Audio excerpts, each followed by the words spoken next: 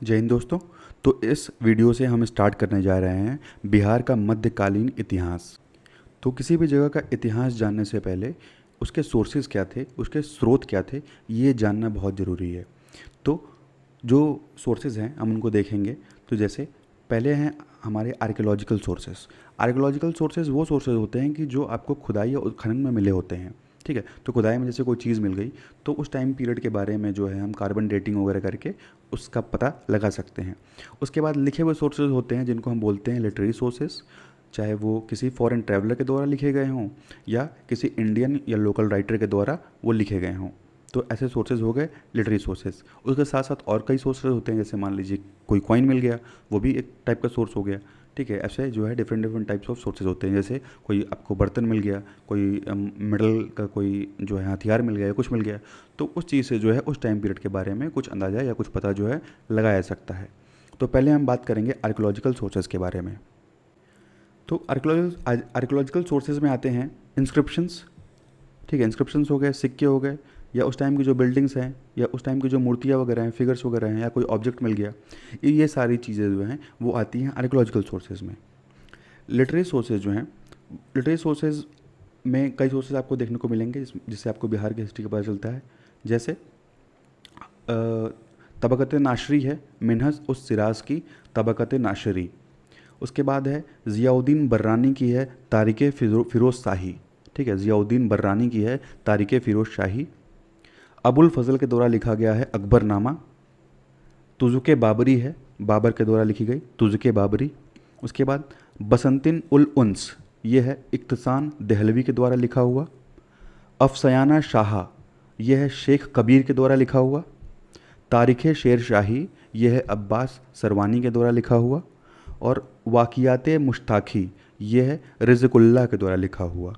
और रियाज़ उस सलत्तीन है गुलाम हुसैन सलीम के द्वारा लिखा हुआ। तो ये कुछ लिटरेरी सोर्सेज हैं जिससे हमको बिहार के हिस्ट्री के बारे में पता चलता है।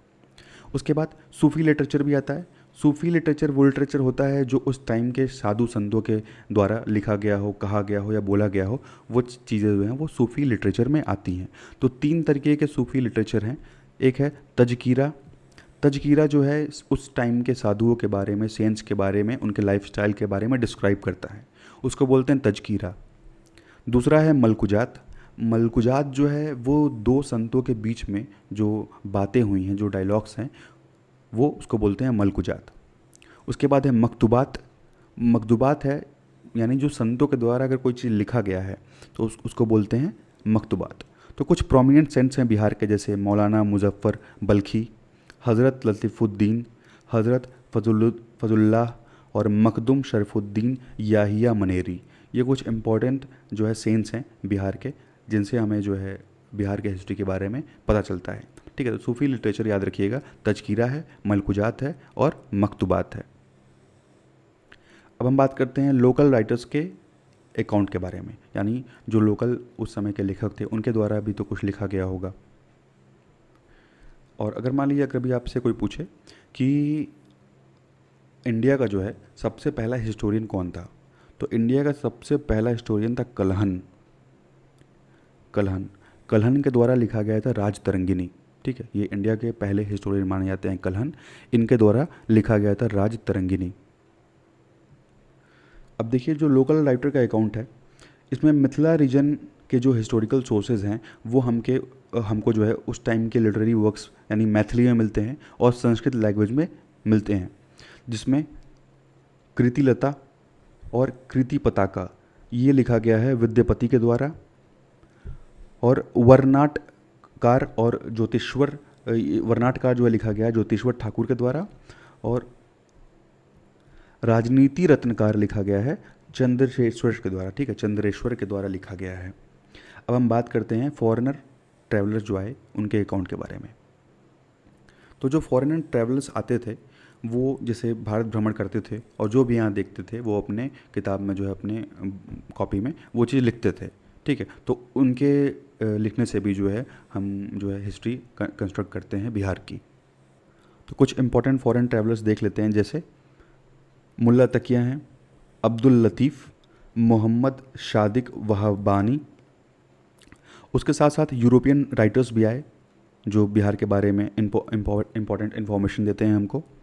कुछ यूरोपियन ट्रैवलर्स भी हैं, जैसे राफल फिंच, पीटर मुंडी, जॉन ट्रेवेनियर, मनुसी और बिशॉप वीबर।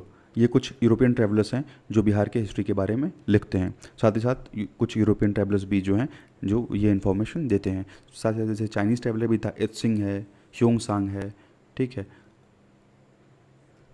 तो स्टार्ट करते हैं हम पाला डायनेस्टी से, पाल वंश से। तो पाल वंश ने शासन किया 750 एडी से 1150 एडी तक। तो जब थानेश्वर के जब हर्षवर्धन की मृत्यु हो जाती है और गौड़ा के शशांक की मृत्यु हो जाती है, तो उस टाइम जो है राजा बनने के लिए कोई पावरफुल रूलर उतना नहीं रहता है। तो उसके वजह से क्या होता है कि लोग क्या करते हैं, बंगाल के लोग जो हैं वो खुद अपना एक रूलर चुनते हैं, ठीक है, खुद अपना एक रूलर चुनते हैं और वो उस टाइम गोपाल को जो है वो अपना रूलर बनाते हैं और गोपाल शुरू करते हैं गोपाल वंश। जो है पाला वंश जो है, पाल वंश की स्थापना करते हैं गोपाल। गोपाल का रूल रहा 750 एडी से 770 एडी तक। तो पाला डायनेस्टी के फाउंडर जो हैं वो गोपाल हैं। बंगाल से जो है इनका राज शुरू होता है। 750 एडी में इन्होंने जो है पाल वंश की स्थापना की। 750 एडी में इनके द्वारा पाल वंश की स्थापना की गई, जिसमें बिहार का भी हिस्सा आता था।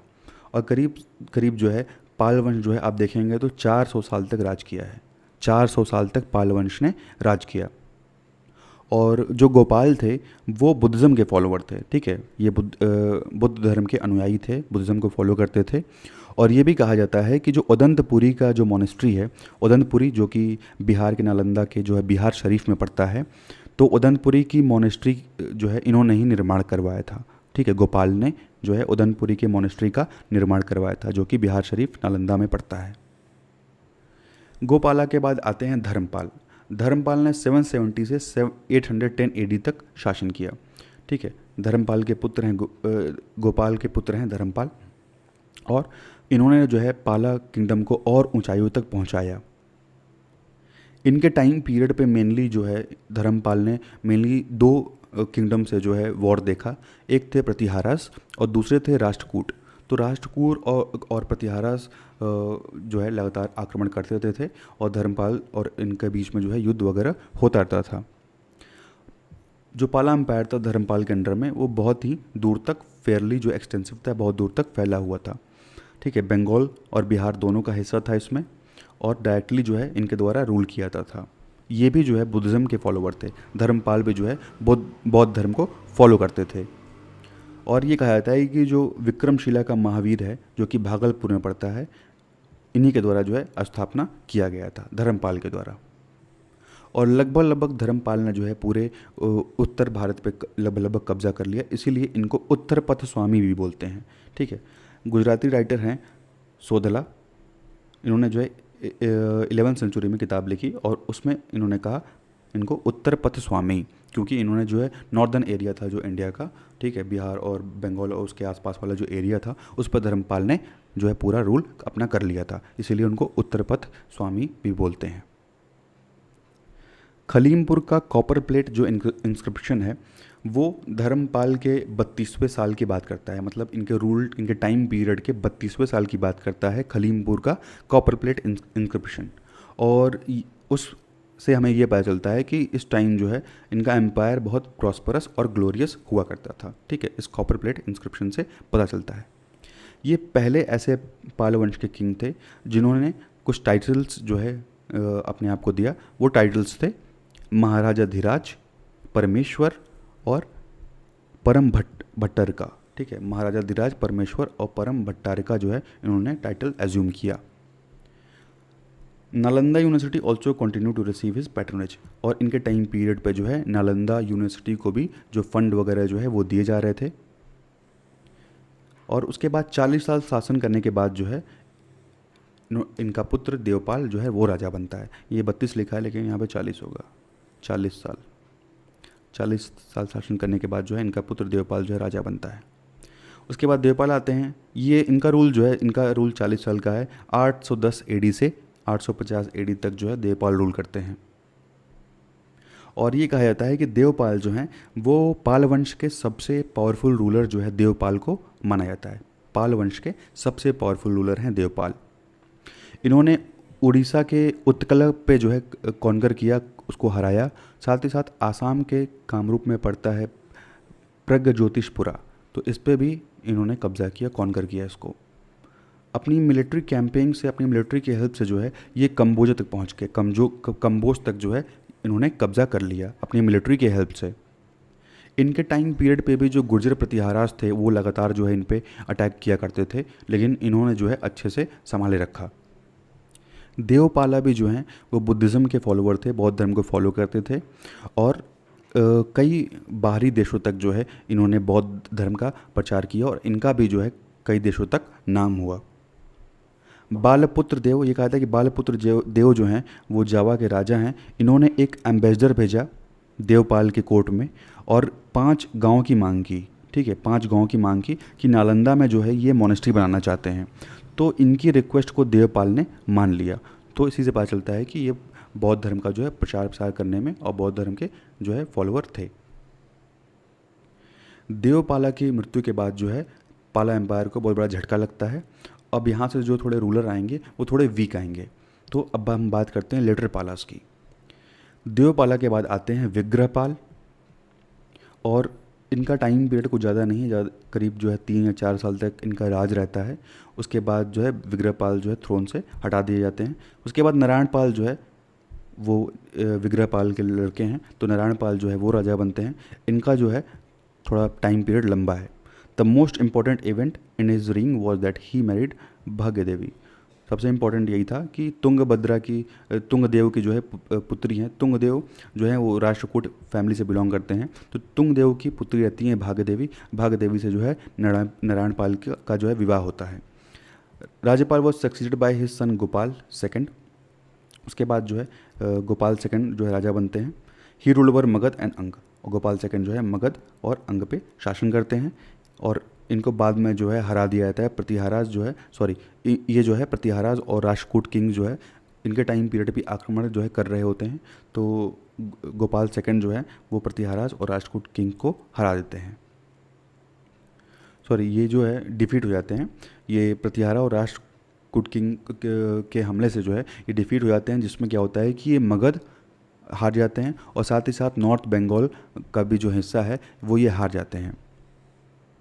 लेकिन अपने रीन के अंत तक आते आते जो है ये फिर से उसको जीत लेते हैं। राजपूत वगैरह से जो है फिर से लड़के ये नॉर्थ बंगाल और साउथ बिहार का जो कुछ हिस्सा है वो प्रतिहारा से जो है जीत लेते हैं। लेकिन तब तक जो है राजपूत जो है इतनी बार इन पे आक्रमण कर दिए थे कि ये जो है फिर से कमज़ोर हो जाते हैं। फिर नारायण पाल के बाद जो है इनका लड़का राज्यपाल जो है वो सक्सीड करता है इनको, और उसके बाद आते हैं गोपाला सेकंड। अब ये जितने भी रूलर्स आए इनकी वजह से जो है पाल वंश जो है कमज़ोर और कमज़ोर जो है होते ही जा रहा था। लेकिन कुछ टाइम पीरियड के लिए जो है पाल वंश का जो ये टूटना बिखरना था इसको संभाला महिपाल फर्स्ट ने। महिपाल फर्स्ट ने रूल किया 998 से लेके 1038 एडी तक, और पाल वंश का इनको द्वितीय संस्थापक माना जाता है, सेकंड फाउंडर माना जाता है पाल वंश को, महिपाल फर्स्ट का। तो याद रखिएगा, इंपॉर्टेंट है ये। महिपाल फर्स्ट को सेकंड फाउंडर माना जाता है पाल डायनेस्टी का, पाल वंश का।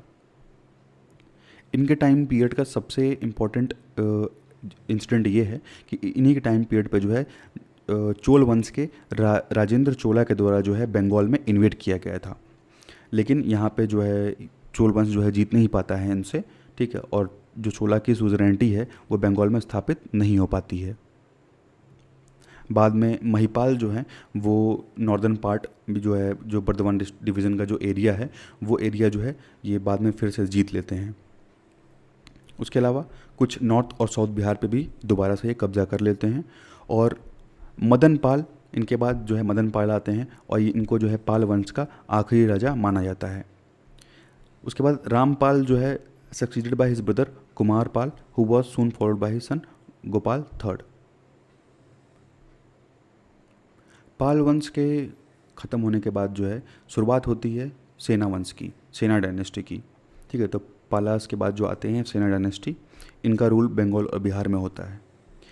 सेना वंश के फाउंडर माने जाते हैं सुमंत सेन, ठीक है। सुमंत सेन को कहा जाता है कि ही वॉज द फाउंडर ऑफ सेना डायनेस्टी, और इनको जो है ब्रह्म क्षत्रिय नाम से डिस्क्राइब किया जाता है। ठीक है, ब्रह्म क्षत्रिय नाम से सुमंत सेन को डिस्क्राइब किया जाता है। सुमंत सेन के बाद राजा बनते हैं इनके पुत्र हेमंत सेन। हेमंत सेन के बाद राजा बनते हैं इनके पुत्र Vijay Sen. Vijay Sen brought the family into limelight during his long रिंग ऑफ मोर देन 60 ईयर्स। और विजय सेन ने करीब करीब जो है 60 साल से ऊपर राज किया। उसके बाद हैं विजय सेन के बाद जो है इनके पुत्र बल्लाल सेन जो हैं वो राजा बनते हैं। इनका जो रीन था वो पीसफुल था, शांति जो है भरा इनका रीन था। He maintained in fact the dominions inherited from his father. और जो भी इनको पिता से जो भी एरिया मिला, जो भी राज मिला, इन्होंने जो है अच्छे से उसको मेंटेन रखा। ये एक ग्रेट स्कॉलर थे और इन्होंने जो है दान सागरा और अद्भुत सागरा नाम की जो है किताबें लिखी। इसके बाद आते हैं लक्ष्मण सेन। तो करीब करीब जो है 1179 एडी में 60 साल की उम्र में लक्ष्मण सेन जो है वो राजा बनते हैं। उसके बाद जो है सेना पावर धीरे धीरे यहाँ कमज़ोर होने लगती है, क्योंकि अंदर ही अंदर जो है इंटरनल रेबेलियंस हो रहे थे, ठीक है, अंदर ही अंदर विद्रोह हो रहे थे। उसके अलावा बख्तियार खिलजी का इन्वेजन यहाँ पे हो गया था, ठीक है, और बख्तियार खिलजी के इन्वेजन की वजह से और साथ ही साथ इंटरनल ब्लो की वजह से भी जो है अब यहाँ पे जो है डायनेस्टी ये डिक्लाइन की तरफ बढ़ने लगी है। Detailed account of invasion of Bakhtiyar Khilji, जो बख्तियार खिलजी का जो इन्वेजन है उसका डिटेल अकाउंट हमको तबकात नाशरी में मिलता है। बख्तियार खिलजी के इन्वेजन के बाद जो पॉलिटिकल कंट्रोल रहता है बिहार का, वो जो है तुर्कियों के हाथ में चला जाता है, टर्क्स के हाथ में चला जाता है। अब हम बात करते हैं कर्नाट वंश के बारे में। तो मिथिला और जो नॉर्थ बिहार का जो हिस्सा है वो जो है उस समय पार्ट था पाल वंश का। लेकिन विग्रहपाल जो तृतीय थे, इनकी डेथ होने के बाद the hold of Palas, north Bihar में पाला की होल्ड कमज़ोर हो जाती है और साथ ही साथ साउथ बिहार में भी जो है इनकी पकड़ कमज़ोर हो जाती है। कमात डायनेस्टी है ईस्ट बंगाल में थी उस टाइम, और नयन देव डायनेस्टी थी मिथिला में। ये जो है 1097 एडी में ये पावर में आने लगते हैं। जो नयन देव हैं ये मिथिला में अपने जो है कर्नाट डायनेस्टी की स्थापना करते हैं और अपने आप को इंडिपेंडेंट जो है अपने आप को फ्री जो है घोषित कर देते हैं। उसके बाद 1097 में जो है 97 एडी में सिमराव गढ़ के जो कि सिमराव है वो पड़ता है चंपारण में, तो वहाँ के राजा भी जो हैं नयनदेव जो हैं वहाँ के राजा रहते हैं। ये जो है अपना कैपिटल सिमरावगढ़ स्थापित करते हैं। तो 1097 एडी में जो है ये नयनदेव अपना कर्नाट डायनेस्टी की स्थापना करते हैं मिथिला में और अपना कैपिटल रखते हैं सिमरावगढ़, ठीक है, जो कि चंपारण बिहार में पड़ता है। और ये कहा जाता है कि इनका जो कैपिटल था वो बड़े बड़े दीवारों से जो है हाई वॉल से घिरा हुआ था, मतलब पूरा तरीके से फोर्टिफाइड था। और ये ऑब्जर्व किया गया है एक तिब्बतन स्कॉलर धर्म स्वामी के द्वारा, जो तिरहुत विजिट किए थे 1234 एडी में। तो ये जो है तिरहुत आए थे और इनके द्वारा कहा गया कि उस टाइम जो है कर्नाट डायनेस्टी यानी जब नयन देव का रूल था तो उस टाइम बड़ी बड़ी दीवारों से जो है चारों तरफ से ये घिरा हुआ था ताकि कोई जो है आक्रमण अटैक ना कर पाए। उसके अलावा मुल्ला तकिया भी हैं जो अकबर के टाइम पीरियड पे थे। ये भी जो है सिमराव के फोर्टिफिकेशन के बारे में बात करते हैं अपनी किताब में। 1101 एडी में विजय सेन जो हैं वो नान्य देव को डिफीट कर देते हैं और इनको जो है बंदी बना लेते हैं। ये भी पॉसिबल है, ये भी हो सकता है कि नंददेव जो हैं वो टेम्पोरली एक्सेप्ट कर लिए हों, सेना की जो ओवरलोडशिप है वो शायद हार मान गए हों, या कुछ लोगों का कहना ये भी है कि उनको जो है बंदी बना लिया गया था हराने के बाद। नयनदेव जो है भारत नाट्य शास्त्र पे कमेंट्री करते हुए कहते हैं अपने आप को, ये कहते हैं महासमंदधिपति, ठीक है, महासमंदधिपति कहते हैं भारत नाट्य शास्त्र पे कमेंट करते हुए। Together with the Mithileshwar king of Mithila and Nripamalla, तो साथ ही साथ मिथिलेश्वर भी कहते हैं और नृपमल्ला भी बोलते हैं। नयन देव को कहा जाता है कर्नाट क्षत्रिय, ठीक है, कर्नाट क्षत्रिय जो है नयन देव को कहा जाता है। साथ ही साथ कर्नाट भूषण के नाम से भी इनको बोलते हैं मिथिला ट्रेडिशन में। उसके बाद नानदेव जो हैं वो नेपाल तक का जो एरिया है वहाँ पे कॉन्कर कर लेते हैं और इनका शासन करीब करीब जो है 50 साल का इनका शासन रहा नानदेव का। उसके बाद हैं हरिसिम्हा देव। हरिसिम्हा देव जो हैं he was the last great king of the Karnat dynasty. Harisimha Dev जो हैं कर्नाट वंश के आखिरी जो है ग्रेट किंग रहे। इनके बाद इनके पुत्र गंगादेव आते हैं और मल्लदेव। और ये कहा जाता है कि नान्यदेव के बाद जो है कर्नाट डायनेस्टी दो भागों में विभाजित हो गई। एक पे जो है गंगादेव रूल कर रहे थे और एक पे जो है मल्लदेव रूल कर रहे थे, ठीक है। एक पे गंगादेव रूल कर रहे थे और दूसरे पे मल्लदेव रूल कर रहे थे। गंगादेव ने अजूम किया high imperial titles and he was succeed by Narasimhadeva. उसके बाद गंगादेव के बाद जो है नरसिम्हादेव बनते हैं, जिनका रूल 1188 एडी से 1227 एडी तक 1227 एडी तक रहता है। इनके टाइम पीरियड पे ही बख्तियार खिलजी जो है अपनी आर्मी के साथ तिरहुत से गुजर रहा था जब वो 1202 में लखनौती जा रहा था। तो ये जो है इनको ट्रिब्यूट पे करने के लिए तैयार हो जाते हैं। लेकिन उसके बाद भी जो है बिहार में कई बार जो है मुस्लिमों का जो आक्रमण है वो होता रहता है। फिर से जब तिरहुत में जो मुस्लिम्स रेड करते हैं तो इस टाइम पे रामा सिम्हा रहते हैं और ये जो है 1227 में ये थ्रोन पे जो है राजगद्दी पे बैठते हैं। और अब तिरहुत जो है उसके बाद से करीब करीब 14th सेंचुरी तक जो है अपनी इंडिपेंडेंट एग्जिस्टेंस जो है वो मेंटेन करके रखता है। Turkish rule in Bihar. तो बिहार में जो है 11th, 12th and 13th century के आसपास बिहार के पॉलिटी में बहुत उथल पुथल मचा हुआ था। और उस समय जो है पाल वंश रूल कर रहे थे पाटलिपुत्र और मुंगेर के एरिया पे। और कुछ स्टेट्स ऐसे थे जिन्होंने अपने आप को इंडिपेंडेंट घोषित कर दिया था, अपने आप को जो है स्वतंत्र घोषित कर दिया था। उस स्टेट में जैसे गया, रोहतास, ठीक है, और छोटे छोटे कुछ ऐसे स्टेट्स थे जिन्होंने अपने आप को जो है स्वतंत्र घोषित कर दिया था। वहीं पाल वंश राज कर रहे थे पाटलिपुत्र और मुंगेर के एरिया पे। नॉर्थ बिहार में अगर देखें तो नॉर्थ बिहार में जो उत्तरी बिहार में जो मिथिला का एरिया है वहाँ पे कर्नाट वंश का शासन था।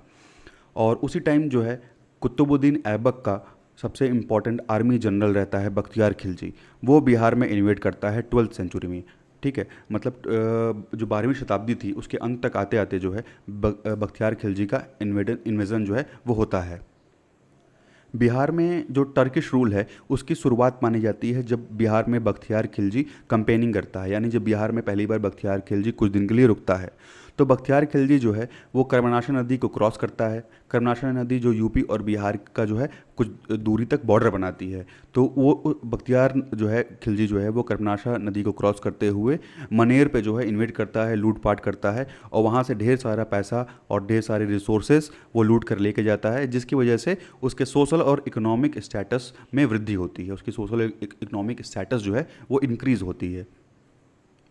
इतिहासकारों का मानना यह है कि एक बार जब बख्तियार खिलजी जब बीमार पड़ जाता है देवकोट में, तो उस समय उसी के लेफ्टिनेंट के द्वारा जो है उसकी हत्या कर दी जाती है। उस टाइम उसका लेफ्टिनेंट रहता है अली मर्दान खलजी। तो अली मर्दान खलजी के द्वारा जो है बख्तियार देवकोट में बीमार रहता है, वहाँ पे उसकी हत्या कर दी जाती है अली मर्दान खलजी के द्वारा, जो कि उसका लेफ्टिनेंट रहता है। और बख्तियार खिलजी के डेड बॉडी को बिहार शरीफ के इमादपुर मोहल्ला में, जो कि बिहार में पड़ता है, यहाँ पे लाके उसको बरी कर दिया जाता है, दफना दिया जाता है। 1198 एडी में 1198 एडी में बख्तियार खिलजी ओदंतपुरी बिहार पे हमला करता है और ओदंतपुरी बिहार, जो कि प्रेजेंट टाइम बिहार शरीफ में पड़ता है, उस पर जो है कब्जा कर लेता है और बहुत बुरी तरीके से जो है ओदंतपुरी यूनिवर्सिटी को लूटता है और नालंदा विश्वविद्यालय को जला देता है। नालंदा विश्वविद्यालय में जो है जो लाइब्रेरी थी वो जो है कहा जाता है कई महीनों तक जलती रही। इसके पीछे एक स्टोरी भी है कि एक बार बख्तियार खिलजी जब बीमार पड़ता है तो अपना इलाज कई जो है अपने वैद्य से, अपने राज्य के वैद्य से करवाता है, लेकिन फिर भी उसकी तबीयत में सुधार नहीं होता है, उसकी तबीयत ठीक नहीं होती है। तो वो क्या करता है, उसको कोई बताता है कि नालंदा विश्वविद्यालय के जो वैद्य हैं वो आपको ठीक कर सकते हैं।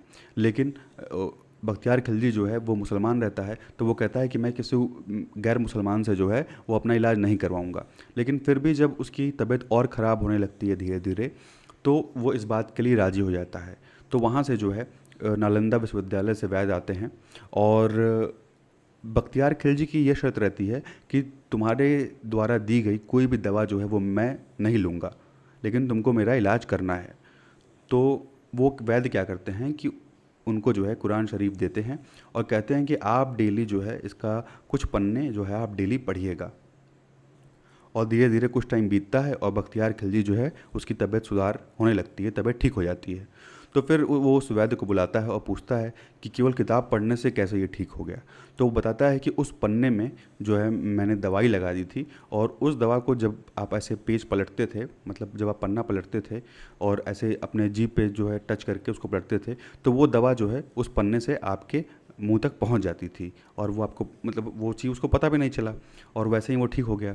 तो बख्तियार खिलजी सोचता है कि मतलब एक नॉर्मली जो वैद्य है नालंदा विश्वविद्यालय का, वो इतना जो है चालाक है कि मतलब इतनी बड़ी बीमारी थी और वो हमको ठीक कर दिया। तो उसी जलन की भावना में जो है कि कोई जो है हमसे, हमारे वैद्य से कैसे इतना जो है आगे बढ़ सकता है, उसी जलन की भावना ने उसने जो है नालंदा विश्वविद्यालय पे हमला किया, और उसको जो है वहाँ की जो लाइब्रेरी थी जिसमें बहुत पुराने ओरिजिनल जो है स्कल्पचर्स रखे हुए थे, बहुत पुरानी किताबें रखी हुई थी, सबको जो है जला दिया। तो नालंदा विश्वविद्यालय को जलाना जो है वो एक टाइप का बख्तियार खिलजी का जो रिवेंज था कि कोई हमसे आगे या कोई हमसे ज़्यादा चालाक कैसे हो सकता है। बिहार में जो बख्तियारपुर का इलाका है, ये कहा जाता है कि बख्तियारपुर की स्थापना जो है बख्तियार खिलजी ने की थी। और बिहार शरीफ उस टाइम तुर्कियों का जो मेन सेंटर हुआ करता था। बिहार में बिहार शरीफ जो है वो तुर्कियों का मेन सेंटर हुआ करता था। तो बिहार शरीफ में जो है ढेर सारी मोनेस्ट्रीज़ प्रेजेंट थी, यानी ढेर सारी जो बुद्धिस्ट मोनेस्ट्रीज़ हैं वो प्रेजेंट थी, जिनको विहार भी बोलते थे। तो इसीलिए तुर्की जो है, तुर्की जो इन्वेडर्स थे वो इसको यानी स्टेट को ही बिहार बुलाने लगे। ठीक है, धीरे धीरे जो नाम है वो बिहार पड़ गया स्टेट का। 1203-1204 एडी के आसपास जो है सेना रूलर थे लक्ष्मण सेन। तो लक्ष्मण सेन की कैपिटल थी नाडिया, और ये कहा था कि बख्तियार खिलजी ने जो है नाडिया पे भी जो है इन्वेजन किया था, वहाँ पे भी आक्रमण करके लूटपाट वगैरह की थी। और उस टाइम जो है अगर देखा जाए कि बिहार में तुर्कियों का रूल कहाँ तक था, तो बंगाल के एरिया तक, ठीक है, बंगाल के एरिया तक रूल फैला हुआ था। झारखंड के झारखंड का जो प्लेट्यू रीजन है उसको छोड़ के, झारखंड के कुछ इलाके को छोड़ के जो गंगा प्लेन है, गंगा प्लेन का पूरा एरिया जो है तुर्कियों के कंट्रोल में था, और साथ ही साथ बंगाल का जो है जो ज़्यादातर जो पार्ट है वो तुर्कियों के कंट्रोल में था उस टाइम। तुर्कियों के द्वारा जो है बिहार को कई एडमिनिस्ट्रेटिव यूनिट्स में डिवाइड किया गया था, कई प्रशासनिक इकाइयों में जो है डिवाइड किया गया था, और तुर्कियों की कैपिटल थी लखनौती, या लक्ष्मणवती के नाम से भी इसको जानते हैं। तो उस टाइम जो है तुर्कियों की कैपिटल हुआ करती थी लखनौती। बाद में जब इंडिया में कुतुबुद्दीन ऐबक का जब शासन आता है, तो बख्तियार खिलजी जो है वो इनके शासन को स्वीकार कर लेता है, इनकी सोवरेंटी को, इनकी सर्वोच्चता को जो है स्वीकार कर लेता है। लेकिन प्रैक्टिकली देखा जाए तो वो अपने जो भी सारे प्रशासनिक कार्य हैं, जो भी सारे एडमिनिस्ट्रेटिव अफेयर्स होते हैं, वो खुद ही कंट्रोल करता है, खुद ही मैनेज करता है। ठीक है, तो जो भी एरिया बख्तियार खिलजी के द्वारा जीते गए थे उन पे वो खुद ही शासन करता है, वो खुद ही कंट्रोल करता है। लेकिन एक तरह से कहने के लिए सिर्फ जो है वो कुतुबुद्दीन ऐबक की तरफ जो है उसका झुकाव रहता है, वो एक तरह से अपना सोवरिन मानता है कुतुबुद्दीन ऐबक को, लेकिन जो इसके द्वारा कॉन्कर किए गए एरिया हैं उस पर वो अपना खुद का कंट्रोल बनाए रखा है। ठीक है, खुद ही शासन जो है वो करता है अपने रूल्स एंड रेगुलेशंस के अकॉर्डिंग। नेक्स्ट हम बात करेंगे गुलाम वंश के बारे में, स्लेव डायनेस्टी, या जिसको ममलूक डायनेस्टी भी बोलते हैं। तो 1225 एडी में इल्तुतमिश जो है वो दिल्ली की गद्दी संभालता है, और साथ ही साथ बिहार शरीफ और 12 रीजन्स बिहार के जो हैं उस पर अपना कंट्रोल जमा लेता है, और हिसामुद्दीन ईवास को डिफीट करता है राजमहल हिल्स के पास, तेलियाबाग में, तेलियागढ़ में राजमहल हिल्स के पास जो है हिसामुद्दीन ईवास को युद्ध में डिफीट करता है। और युद्ध में हारने के बाद हिसामुद्दीन ईवास को जो है ये जगह छोड़ के जानी पड़ती है, और उसके बाद मलिक अलाउद्दीन जानी, इल्तुतमिश जो है बिहार में मलिक अलाउद्दीन जानी को अपॉइंट करता है अपना पहला रिप्रेजेंटेटिव। लेकिन कुछ ही टाइम के बाद क्या होता है, उस टाइम जो है अवध है उसके गवर्नर रहते हैं नसीरुद्दीन मोहम्मद, और ये नसीरुद्दीन मोहम्मद जो हैं ये इल्तुतमिश के पुत्र हैं। ठीक है, इल्तुतमिश के बेटे हैं ये। तो ये जो है जब ये मलिक अलाउद्दीन जानी को बिहार का कंट्रोल मिल जाता है तो इससे नाराज़ होकर क्या करते हैं, ये जो है अटैक कर देते हैं हसीमुद्दीन ईवास पे, और हसीमुद्दीन ईवास को जो है ये मार देते हैं।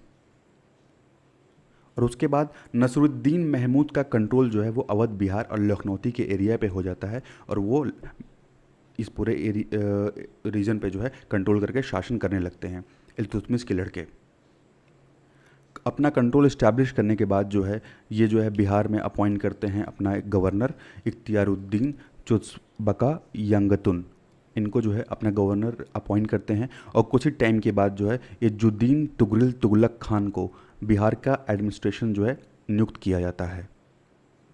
और कुछ टाइम की पीरियड के बाद जब इल्तुतमिश के बेटे नसरुद्दीन महमूद की जब मृत्यु हो जाती है तो इख्तियारुद्दीन बल्ख खलजी क्या करते हैं कि ये इल्तुतमिश के अगेंस्ट रिवोल्ट कर देते हैं, विद्रोह कर देते हैं।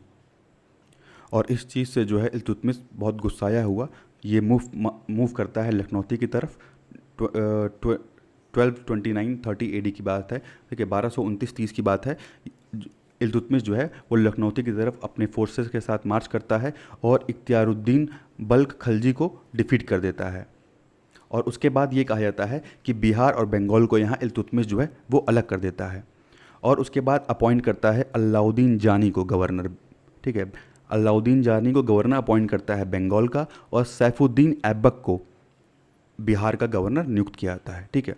तो यहाँ पे जब डिफीट हो जाते हैं यहाँ पे इल्तुतमिश के द्वारा इख्तियारुद्दीन बल्ख खलजी, तो उसके बाद जो है बिहार और बंगाल को इल्तुतमिश सेपरेट करता है और बंगाल का गवर्नर बनाता है अलाउद्दीन जानी को और बिहार का गवर्नर बनाता है सैफुद्दीन ऐबक को। सैफुद्दीन ऐबक के बाद तुगा खान बनते हैं बिहार के गवर्नर। उसके बाद जब 1236 में इल्तुतमिश की मृत्यु हो जाती है तो दिल्ली का जो है जो कंट्रोल होता है बिहार पे, वो पकड़ जो है वो यहाँ पे कमज़ोर होने लगती है। और ये कहा जाता है कि इल्तुतमिश की मृत्यु के बाद जो है 1236 AD से लेके 1266 AD तक 1266 AD तक जो है एक इंडिपेंडेंट रूलर का शासन रहा बंगाल और बिहार के एरिया में, जिनका नाम था रुक्न उद दिन कैकस। रुक्न उद दिन कैकस इनका नाम था, जो कि हमको पता चलता है माधवाराव इंस्क्रिप्शंस बेगूसराय के और खगोल इंस्क्रिप्शन जो हैं वो लखीसराय के हैं। तो इन इंस्क्रिप्शंस के हेल्प से हमको पता चलता है कि 1236 AD से 1266 AD तक जो है इंडिपेंडेंट रूलर का शासन रहा। रुक्न उद्दीन कैकस जो है वो बिहार और बंगाल के एरिया में रूल करता है और वो कोशिश ये करता है कि जो दिल्ली का होल्ड है बिहार में वो कमज़ोर किया जा सके। और 1225 AD में कहा जाता है कि रुक्न उद्दीन कैकस अपने आर्मी के साथ जो है वो प्रोसीड करता है बिहार की तरफ और उसके बाद लखनौती जो है कैपिटल को वो कैप्चर कर लेता है। तो इन सारी बातों का जो प्रूफ है, यानी रुक्न उद्दीन कैकस ने जो राज किया था उसका जो प्रूफ है वो हमको बेगूसराय के माधवाराव इंस्क्रिप्शन से मिलता है और लखीसराय के खगोल इंस्क्रिप्शन से मिलता है। और ये सारे एविडेंस हमें ये सजेस्ट करते हैं कि बिहार को जो है बंगाल से अलग कर दिया गया था और एक सेपरेट प्रोविंस बना दिया गया था तुगलक के टाइम पीरियड पे। अकॉर्डिंग टू गया यूलॉजी ऑफ किंग वनराज के गया यूलॉजी के अकॉर्डिंग ये कहा जाता है कि जो गया का एरिया था वो अंडर कंट्रोल था दिल्ली सल्तनत के, ठीक है। बलबन जो कि उस समय दिल्ली सल्तनत का जो है राजा था, तो उसके कंट्रोल में था गया का इलाका। पहले तो जो गवर्नर था बंगाल का तुगरिल खान, उसने क्या किया कि बलबन के सोवरेंटी को जो है स्वीकार कर लिया, लेकिन बाद में 1279 और 80 AD के आसपास तुगरिल खान जो है बलबन के अगेंस्ट जो है वो रिवोल्ट कर देता है, विद्रोह कर देता है। और इस चीज़ से गुस्साया हुआ बलबन जो है वो मार्च करता है बिहार की तरफ और तुगरिल खान को हरा करके जो है उसको मार देता है। और इस टाइम पीरियड तक केवल दक्षिणी गंगा के कुछ भूभाग का एरिया जो है वो इसके कंट्रोल में रहता है। जो दक्षिण भूभाग का एरिया है वो जो है तुर्कियों के कंट्रोल में केवल रहता है, ठीक है। जो सदर्न गंजेटिक एरिया है वही सिर्फ जो है तुर्कियों के कंट्रोल में रहता है।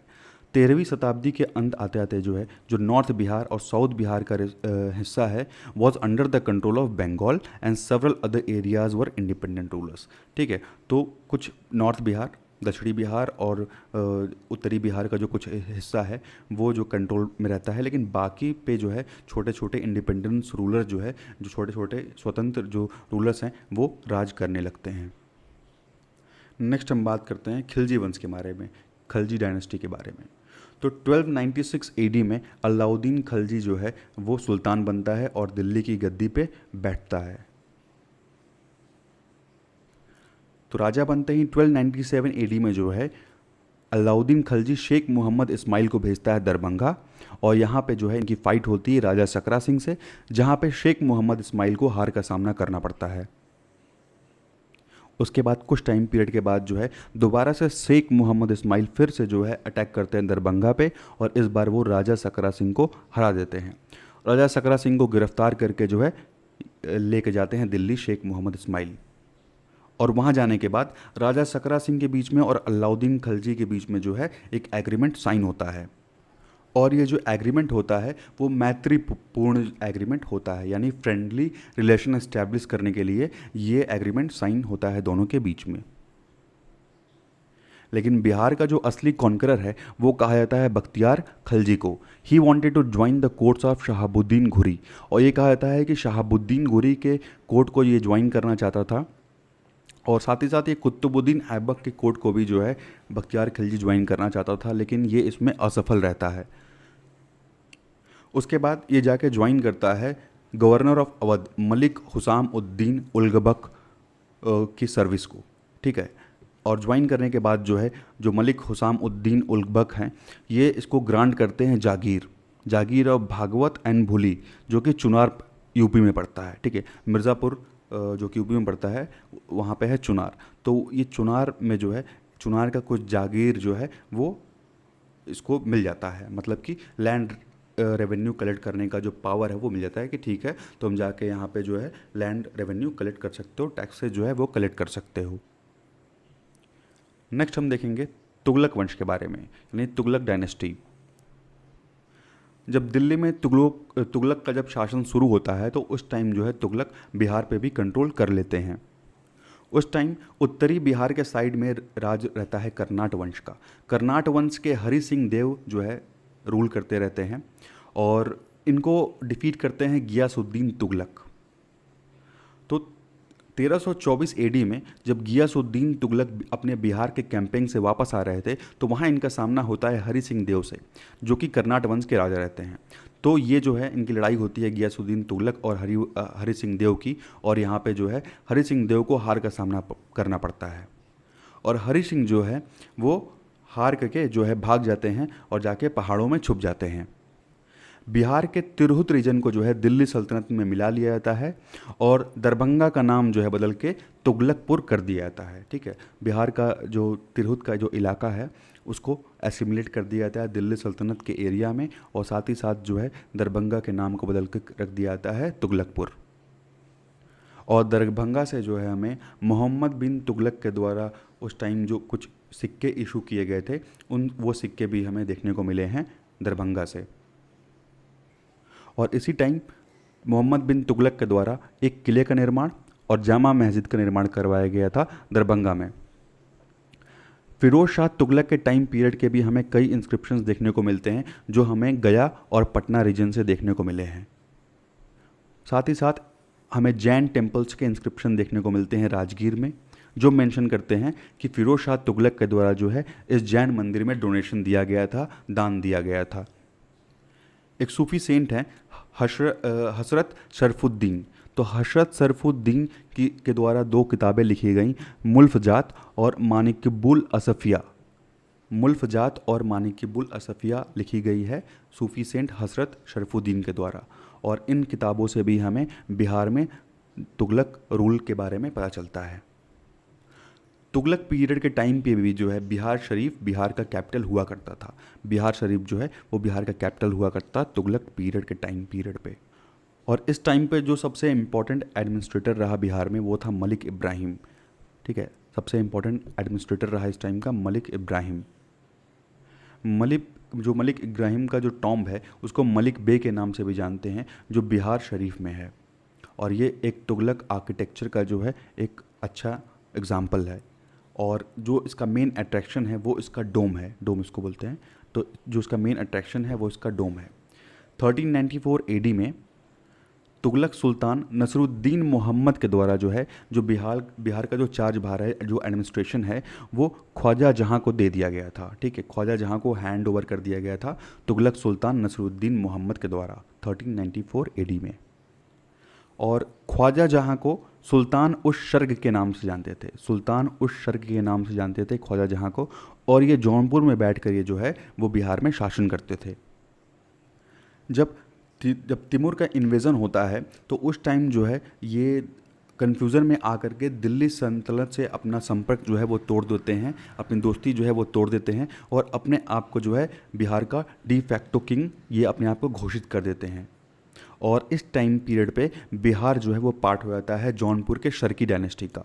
जौनपुर के शर्की वंश का जो है पार्ट बिहार हो जाता है और इसके रूलर रहते हैं सुल्तान उस शर्क, जो कि जौनपुर से ही शासन कर रहे होते हैं। लेकिन जब तिमूर का इन्वेजन होता है तो कुछ कन्फ्यूजन्स की वजह से जो है वो दिल्ली से जो है उसकी सोवरेंटी को ठुकराते हैं दिल्ली की, और अपने आप को राजा घोषित कर देते हैं बिहार का। अब बात करते हैं जौनपुर के सर्की किंग्स के बारे में। तो एक हमें जो है दरभंगा के मस्जिद से एक हमको इंस्क्रिप्शन मिलता है जो कि सुल्तान इब्राहिम शर्की के द्वारा जो है लिखवाया गया था, और इसमें जो है हमें इनके रूल के बारे में पता चलता है। शर्की किंग के जो लास्ट शर्की किंग हैं, जो शर्की वंश है, उसके लास्ट किंग रहते हैं सुल्तान हुसैन शाह। सुल्तान हुसैन शाह जौनपुर के शर्की वंश के आखिरी रूलर हैं, और ये जो है बहलोल लोदी के साथ मिलके ये तिरहुत में इन्वेट करते हैं, साथ ही साथ ये उड़ीसा में भी इन्वेट करते हैं, और जो है पूरा वहाँ का जो एम्पल बूटी, जो सोना चांदी वगैरह है, ये सब वहाँ से लूट लेते हैं। नेक्स्ट हम बात करेंगे बिहार और लोदी किंग्स के बारे में। तो 1494 एडी में सुल्तान हुसैन शाह ये डिसाइड करते हैं कि हम जो है सिकंदर लोदी को हम डिफीट करेंगे, लेकिन ये सिकंदर लोदी से खुद ही डिफीट हो जाते हैं। सुल्तान हुसैन शाह हैं ये सिकंदर लोदी से डिफीट हो जाते हैं, और इसके बाद जो है बिहार जो है अनेक्स हो जाता है दिल्ली में 1495 एडी में। अब बिहार जो है वो दिल्ली सल्तनत का पार्ट पूरी तरीके से हो जाता है। उसके बाद है चेरो डायनेस्टी यानी चेरो वंश, जो कि एक ट्राइबल कल्चर यहाँ पे रूल किया करता था। तो पाल वंश के डिक्लाइन के बाद जो है, जब बिहार में पाल वंश का डिक्लाइन होने लगा, तो उसके बाद जो है कुछ जो ट्राइबल स्टेट्स थे वो इमर्ज होने लगे। ट्राइबल स्टेट्स जो थे वो पावरफुल होने लगे और इमर्ज होने लगे, और उसमें से जो है सबसे इम्पॉर्टेंट और सबसे पावरफुल जो ट्राइबल रहते हैं वो रहते हैं चेरो।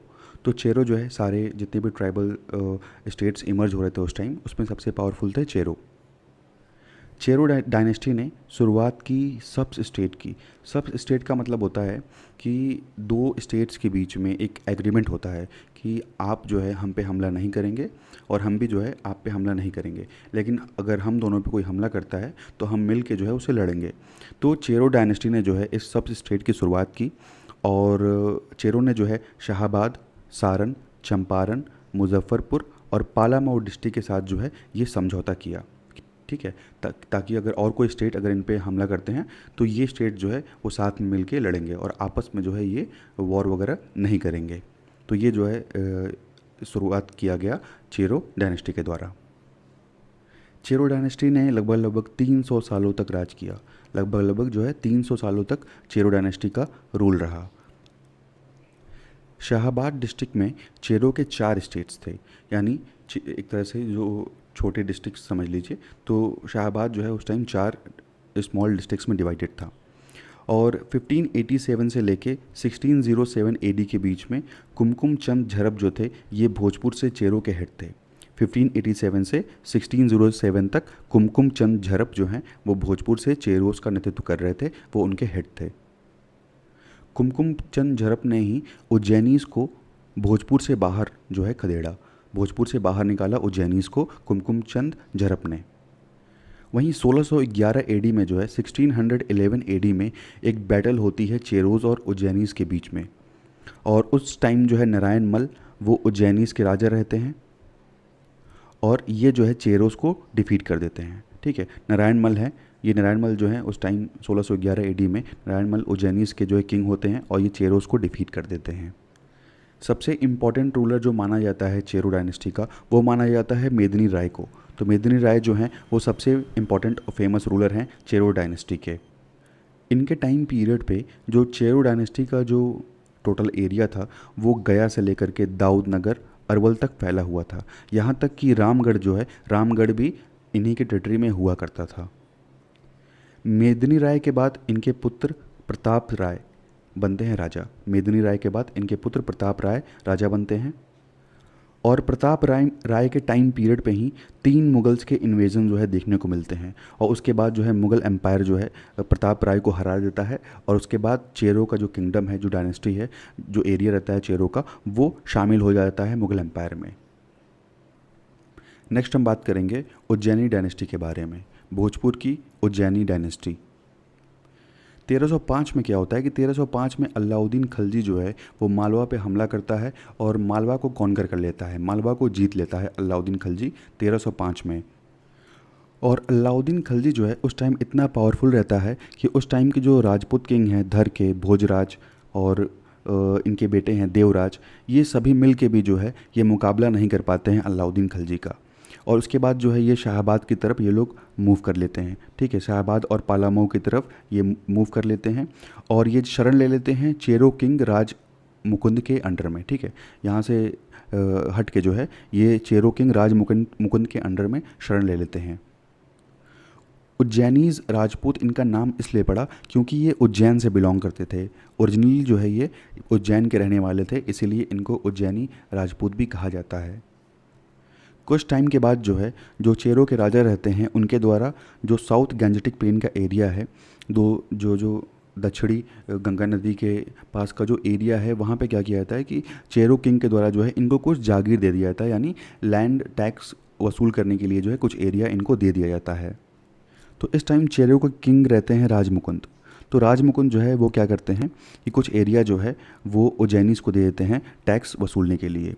राजमुकुंद के बाद इनके बेटे सहसबल जो है वो राजा बनते हैं। सहसबल जो है वो भोजराज की हत्या कर देते हैं और उसी के रिटेलिएशन में देवराज जो है वो सहसबल को मार देते हैं 1324 में, ठीक है। देवराज जो है वो हत्या कर देते हैं सहसबल की, बदला लेने के लिए, क्योंकि सहसबल ने जो है भोजराज की हत्या की थी। उसके बाद देवराज जब सहसबल की हत्या कर देते हैं, उसके बाद वो क्या करते हैं कि वो चेरो किंगडम का जो है मेजर एरिया जो है वो कैप्चर कर लेते हैं। उसके बाद देवराज जो है स्थापना करते हैं भोजपुर सिटी की। देवराज जो है वो स्थापना करते हैं भोजपुर सिटी की। उसके बाद किंगडम में जो है बहुत उथल पुथल देखने को मिलता है और कई बैटल्स जो है उज्जैनीज़ और चेरो के बीच में लड़े जाते हैं, ठीक है। कई बैटल्स उज्जैनीज़ और चेरोज़ के बीच में यहाँ पे लड़े जाते हैं। उस टाइम जो है उज्जैनीज़ का अच्छा रिश्ता रहता है हसन खान के साथ। हसन खान जो हैं वो जागीरदार हैं सासाराम के, और साथ ही साथ शेर खान के साथ भी जो है इनका अच्छा रिश्ता रहता है उज्जैनीज़ का। उज्जैन के जो उस टाइम किंग रहते हैं वो हैं रामशाही। तो रामशाही क्या करते हैं, अपने कैपिटल को दावा से बेहटा में शिफ्ट कर देते हैं। अपने कैपिटल को ये दावा से बेहटा में शिफ्ट कर देते हैं। 1611 में जो है उज्जैनीज़ और चेरो के बीच में जो युद्ध होता है, उस युद्ध को जो है उज्जैनीज़ इसलिए जीतते हैं क्योंकि उसमें जो है मुग़ल रूलर्स जो है वो साथ देते हैं उज्जैनीज़ का, इसीलिए जो है वो चेरो को हराने में कामयाब होते हैं। और उसके बाद जब उज्जैनीज़ जीत जाते हैं तो बक्सर का एरिया, जगदीशपुर और डुमरांव का जो एरिया है, उस एरिया में उज्जैनीज़ का कंट्रोल स्थापित हो जाता है। अब वहाँ पे उज्जैनीज़ रूल करने लगते हैं। तो नेक्स्ट हम बात करेंगे नुहानी वंश के बारे में, नुहानी डायनेस्टी के बारे में। रूलर ऑफ बंगाल और सिकंदर लोदी के बीच में एक ट्रीटी साइन होती है, एक समझौता होता है, और उस समझौते में ये डिसाइड किया जाता है कि बंगाल और बिहार के बीच में जो बाउंड्री का काम करेगा वो होगा मुंगेर, ठीक है। तो सिकंदर लोदी और बंगाल के रूलर के बीच में ये समझौता होता है और इसमें जो है बिहार और बंगाल की बाउंड्री डिसाइड की जाती है और बाउंड्री बनाया जाता है मुंगेर को। जो प्रेजेंट टाइम में मुंगेर का एरिया है वो बिहार और बंगाल की जो है बाउंड्री बनाई जाती है। 1495 से 96 के बीच में सिकंदर लोदी जो है वो हराते हैं हुसैन शाह शारी को। हुसैन शाह शारी को हराने के बाद जो है ये अपॉइंट करते हैं दरिया खान नुहानी को बिहार का एडमिनिस्ट्रेटर, ठीक है। तो 1495 से 96 के बीच में सिकंदर लोदी डिफीट करते हैं हुसैन शाह शारी को और अपना नया एडमिनिस्ट्रेटर बिहार में अपॉइंट करते हैं दरिया खान नुहानी को, जो कि बिहार का एडमिनिस्ट्रेटर रहता है 1523 तक। 1523 तक जो है दरिया खान नुहानी बिहार का एडमिनिस्ट्रेटर रहता है। और दरिया खान नुहानी के मृत्यु के बाद इनका बेटा बहर खान नुहानी जो है वो बिहार का एडमिनिस्ट्रेटर बन जाता है। और उसके बाद जब 1526 एडी में पानीपत का युद्ध होता है, तो पानीपत के युद्ध के बाद जो है ये अपने आप को, जो बहर खान नुहानी है वो अपने आप को एक टाइटल देता है और सुल्तान मोहम्मद शाह नुहानी के नाम से ये जाना जाता है। और ख़ुद को जो है पहले ये बिहार का एडमिनिस्ट्रेटर रहता है और बैटल ऑफ पानीपत के बाद ये खुद को इंडिपेंडेंस घोषित कर देता है। ठीक है, खुद को जो है वो इंडिपेंडेंस घोषित कर देता है और टाइटल लेता है सुल्तान मोहम्मद शाह नुहानी का। अच्छा, आप कमेंट में बताइएगा कि पानीपत का युद्ध जो है वो किसके और किसके बीच में हुआ था। बैटल ऑफ पानीपत जो है वो किसके बीच में लड़ा गया था, ये आप कमेंट में बताइए। युद्ध में जो है बहर खान नुहानी की उस टाइम मदद की थी नुहानी एंड फार्मूली ट्राइबल चीफ्स ने। ठीक है, नुहानी और फार्मूली ट्राइबल चीफ्स के द्वारा जो है बहर खान नुहानी की हेल्प की गई थी, इसी वजह से जो है वो जीत पाया था। इब्राहिम लोदी और सुल्तान मोहम्मद शाह के बीच में जो है एक बैटल लड़ी जाती है जिसको हम बैटल ऑफ कनकपुर के नाम से जानते हैं। तो बैटल ऑफ कनकपुर होता है, कनकपुर का युद्ध होता है सुल्तान मोहम्मद शाह नुहानी और इब्राहिम लोदी के बीच में। और सुल्तान मोहम्मद शाह नुहानी जो है यहाँ पे इनकी मृत्यु हो जाती है 1526 में। इसके बाद इनके बेटे राजा बनते हैं जलाल खान। ठीक है, इसके बाद आते हैं जलाल खान और उस टाइम जो है फरीद खान शेर शाह सूरी, फरीद खान जिसको हम शेर शाह सूरी के नाम से भी जानते हैं, इनको अपॉइंट किया जाता है जलाल खान का एडवाइज़र। तो जलाल खान के एडवाइज़र के रूप में शेर शाह सूरी को अपॉइंट किया जाता है क्योंकि उस टाइम जो है वो जलाल खान जो है वो माइनर रहते हैं, तो इसीलिए शेर शाह सूरी जो है एज ए एडवाइज़र जो है अपॉइंट किए जाते हैं। इनके टाइम पीरियड पे जो है जलाल खान के टाइम पीरियड पे बिहार में जो है बंगाल के नुसरत खान जो हैं वो आक्रमण कर देते हैं जिनको शेर शाह सूरी सक्सेसफुली जो है डिफेंड करते हैं। 1532 में हुमायूं का भी जो है आक्रमण होता है बिहार में और शेर शाह सूरी जो है वो सक्सेसफुली अफगन्स को जो है डिफीट करते हैं और बिहार के कई एरियाज़ को जो है वो कैप्चर कर लेते हैं। जब जलाल खान जो है नुहानी चीफ्स के साथ जब फरार हो जाते हैं तो उसके बाद जो है शेर शाह सूरी अपने आप को एक टाइटल देते हैं हज़रत आला का। ठीक है, जब जलाल खान जो है नुहानी चीफ के साथ फरार हो जाते हैं उसके बाद शेर शाह सूरी जो है वो अपने आप को हज़रत आला का टाइटल देते हैं और उसके बाद जो है अपना एडमिनिस्ट्रेशन यहाँ से शुरू करते हैं। नुहानी पावर्स के डिक्लाइन होने के बाद जो है शेर शाह सूरी का जो रूल है, अफगन पावर्स का जो रूल है, वो यहाँ से शुरू होता है बिहार में। नेक्स्ट हम बात करेंगे अर्ली मुगल्स एंड बिहार में। तो बिहार के हिस्ट्री में जो है एक नए अध्याय की शुरुआत होती है जब मुगल्स जो है वो बिहार में एंटर करते हैं, इंडिया में जब एंटर करते हैं उसके बाद से, क्योंकि मुगल्स और अफगन के बीच में हमको जो है वॉर देखने को मिलता है बिहार के कंट्रोल को लेकर के। ठीक है, तो बिहार पे शासन करने को लेकर के जो है मुगल्स और अफगन्स में के बीच में हमको स्ट्रगल देखने को मिलता है। और मुगल्स और अफगन्स के बीच में जो है मुगल्स पावरफुल इमर्ज होते हैं, यहाँ पे विक्टोरियस इमर्ज होते हैं और उसके बाद जो है इनके टाइम पीरियड पे बिहार जो है एक सेपरेट प्रोविंस बन जाता है। 1575-76 में जो है बिहार एक सेपरेट प्रोविंस बना दिया जाता है अंडर मुगल रूल। औरंगज़ेब के डेथ के बाद जो है बिहार को मर्ज कर दिया जाता है बंगाल के साथ। ठीक है, औरंगज़ेब की मृत्यु के बाद बिहार बंगाल के साथ मर्ज हो जाता है।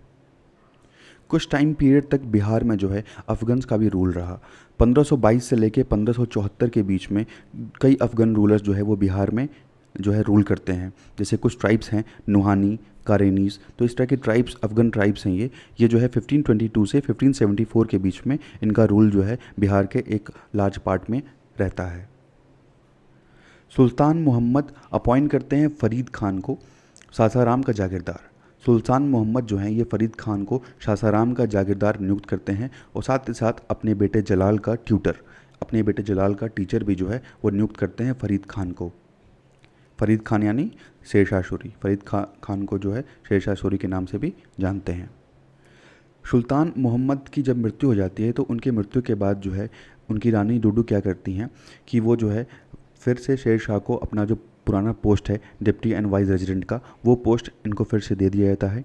ठीक है, और उसके बाद पूरा का पूरा कंट्रोल एक तरह से शेर शाह के हाथ में आ जाता है। ठीक है, तो यहाँ सुल्तान मोहम्मद की मृत्यु होती है और एक तरह से कह सकते हैं कि पूरा कंट्रोल जो है वो शेर शाह के हाथ में आ गया, क्योंकि उस टाइम जो है जलाल शाह छोटे रहते हैं और एक तरह से देखा जाए तो रूल जो है वो शेर शाह यहाँ का जो है वो यहाँ से शुरू हो जाता है। शेर शाह जो है वो एबल एंड रिसोर्सफुल और फॉर्चुनेट रहते हैं। शरंग खानी के ताज खान हैं तो उनकी विधवा पत्नी हैं लाड मलका, तो लाड मलका से विवाह करके जो है इनको चुनार का किला भी मिल जाता है। चुनार का जो किला है वो इनको मिल जाता है ताज खान की जो है पत्नी रहती हैं लाड मलका, इनसे जो है शादी करके। और इन्हीं के टाइम पीरियड के दौरान जो है जो पूर्वी अफ़गान्स थे वो उस टाइम मुग़ल से जो है फ़ाइट कर रहे थे। तो शेर शाह सूरी जो है इस टाइम सोचते हैं कि ये अच्छा मौका है कि मुग़ल्स को दबाया जाए, मुग़ल्स को अपोज़ किया जाए, मुग़ल्स पे जो है आक्रमण करने का ये अच्छा मौका है, क्योंकि अफ़गान्स भी जो है वो एक तरफ से आक्रमण कर रहे हैं। मुग़ल्स के द्वारा जो है शेर शाह को मारने के लिए कुतुब खान के अंडर में जो है आर्मी भेजी जाती है महमूद शाह के द्वारा। तो बंगाल के महमूद शाह जो हैं वो शेर शाह को मारने के लिए जो है आर्मी भेजते हैं, और उस आर्मी के जो है लीडर रहते हैं कुतुब खान। तो कुतुब खान को जो है शेर शाह हरा देते हैं और इनकी आर्मी को डिफीट कर देते हैं नूरपुर में। ठीक है, शेर शाह जो है कुतुब खान को हराते हैं और इनको मार देते हैं नूरपुर में।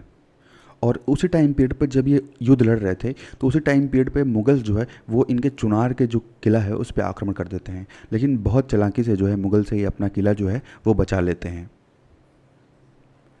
उसके बाद जलाल खान और इनकी माता जो हैं जब ये वापस बंगाल चले जाते हैं तो उसके बाद पूरा का पूरा जो कंट्रोल है वो शेर शाह के अंडर में आ जाता है। उसके बाद कुतुब खान की मौत का बदला लेने के लिए उनका बेटा जो है वो बंगाल में आक्रमण करता है। ठीक है, इब्राहिम, ये कुतुब खान का पुत्र है, ये जो है शेर शाह को मारने के लिए ये जो है बंगाल में आक्रमण करता है। और इब्राहिम और शेर शाह शुरू के बीच में जो है एक युद्ध लड़ा जाता है सूरजगढ़ में, जो कि मुंगेर लखीसराय में पड़ता है 1534 में। 1534 में इब्राहिम खान और शेर शाह सूरी के बीच में ये युद्ध होता है, और यहाँ पर जो है इब्राहिम हार जाता है और शेर शाह सूरी जो है वो जीत जाते हैं, और उसके बाद जो है ये पूरे बिहार के मास्टर बन जाते हैं। पूरे बिहार पर जो है शेर शाह सूरी का शासन शुरू हो जाता है। तो याद रखिएगा, बैटल ऑफ सूरजगढ़ हुआ 1534 में इब्राहिम और शेर शाह सूरी के बीच में, और जो इब्राहिम है वो कुतुब खान के पुत्र रहते हैं। शेर शाह सूरी जो है वो हज़रत आला के द्वारा और कोई टाइटल जो है वो अज्यूम नहीं करते हैं, क्योंकि इनको पता रहता है कि अभी जो है हुमायूं के साथ युद्ध बाकी है। शेर शाह सूरी जो है वो बंगाल के गौर में जो है हमला करते हैं और यहाँ से जो है 13 लाख रुपए लेके जाते हैं, करीब करीब 13 लाख रुपए जो है लेके जाते हैं बंगाल में हमला करने के बाद। उसके बाद सबसे इम्पॉर्टेंट बैटल है बैटल ऑफ चौसा। चौसा का युद्ध लड़ा जाता है हुमायूं और शेर शाह सूरी के बीच में। चौसा जो कि बक्सर में पड़ता है, 26 जून 1539 को जो है 26 जून 1539 को हुमायूं और शेर शाह सूरी के बीच में चौसा का युद्ध होता है। इस युद्ध में जो है हुमायूं को हार का सामना करना पड़ता है और पूरे बिहार और बंगाल पे शेर शाह का शासन हो जाता है। अब यहाँ पे जो है शेर शाह वो टाइटल ले लेते हैं शेर शाह का। ठीक है, क्योंकि पहले तो इनका नाम रहता है फरीद खान, तो फरीद खान से जो है अब ये शेर शाह हो जाते हैं। 1540 में जो है बैटल ऑफ बेलग्राम होता है, बेलग्राम का युद्ध होता है।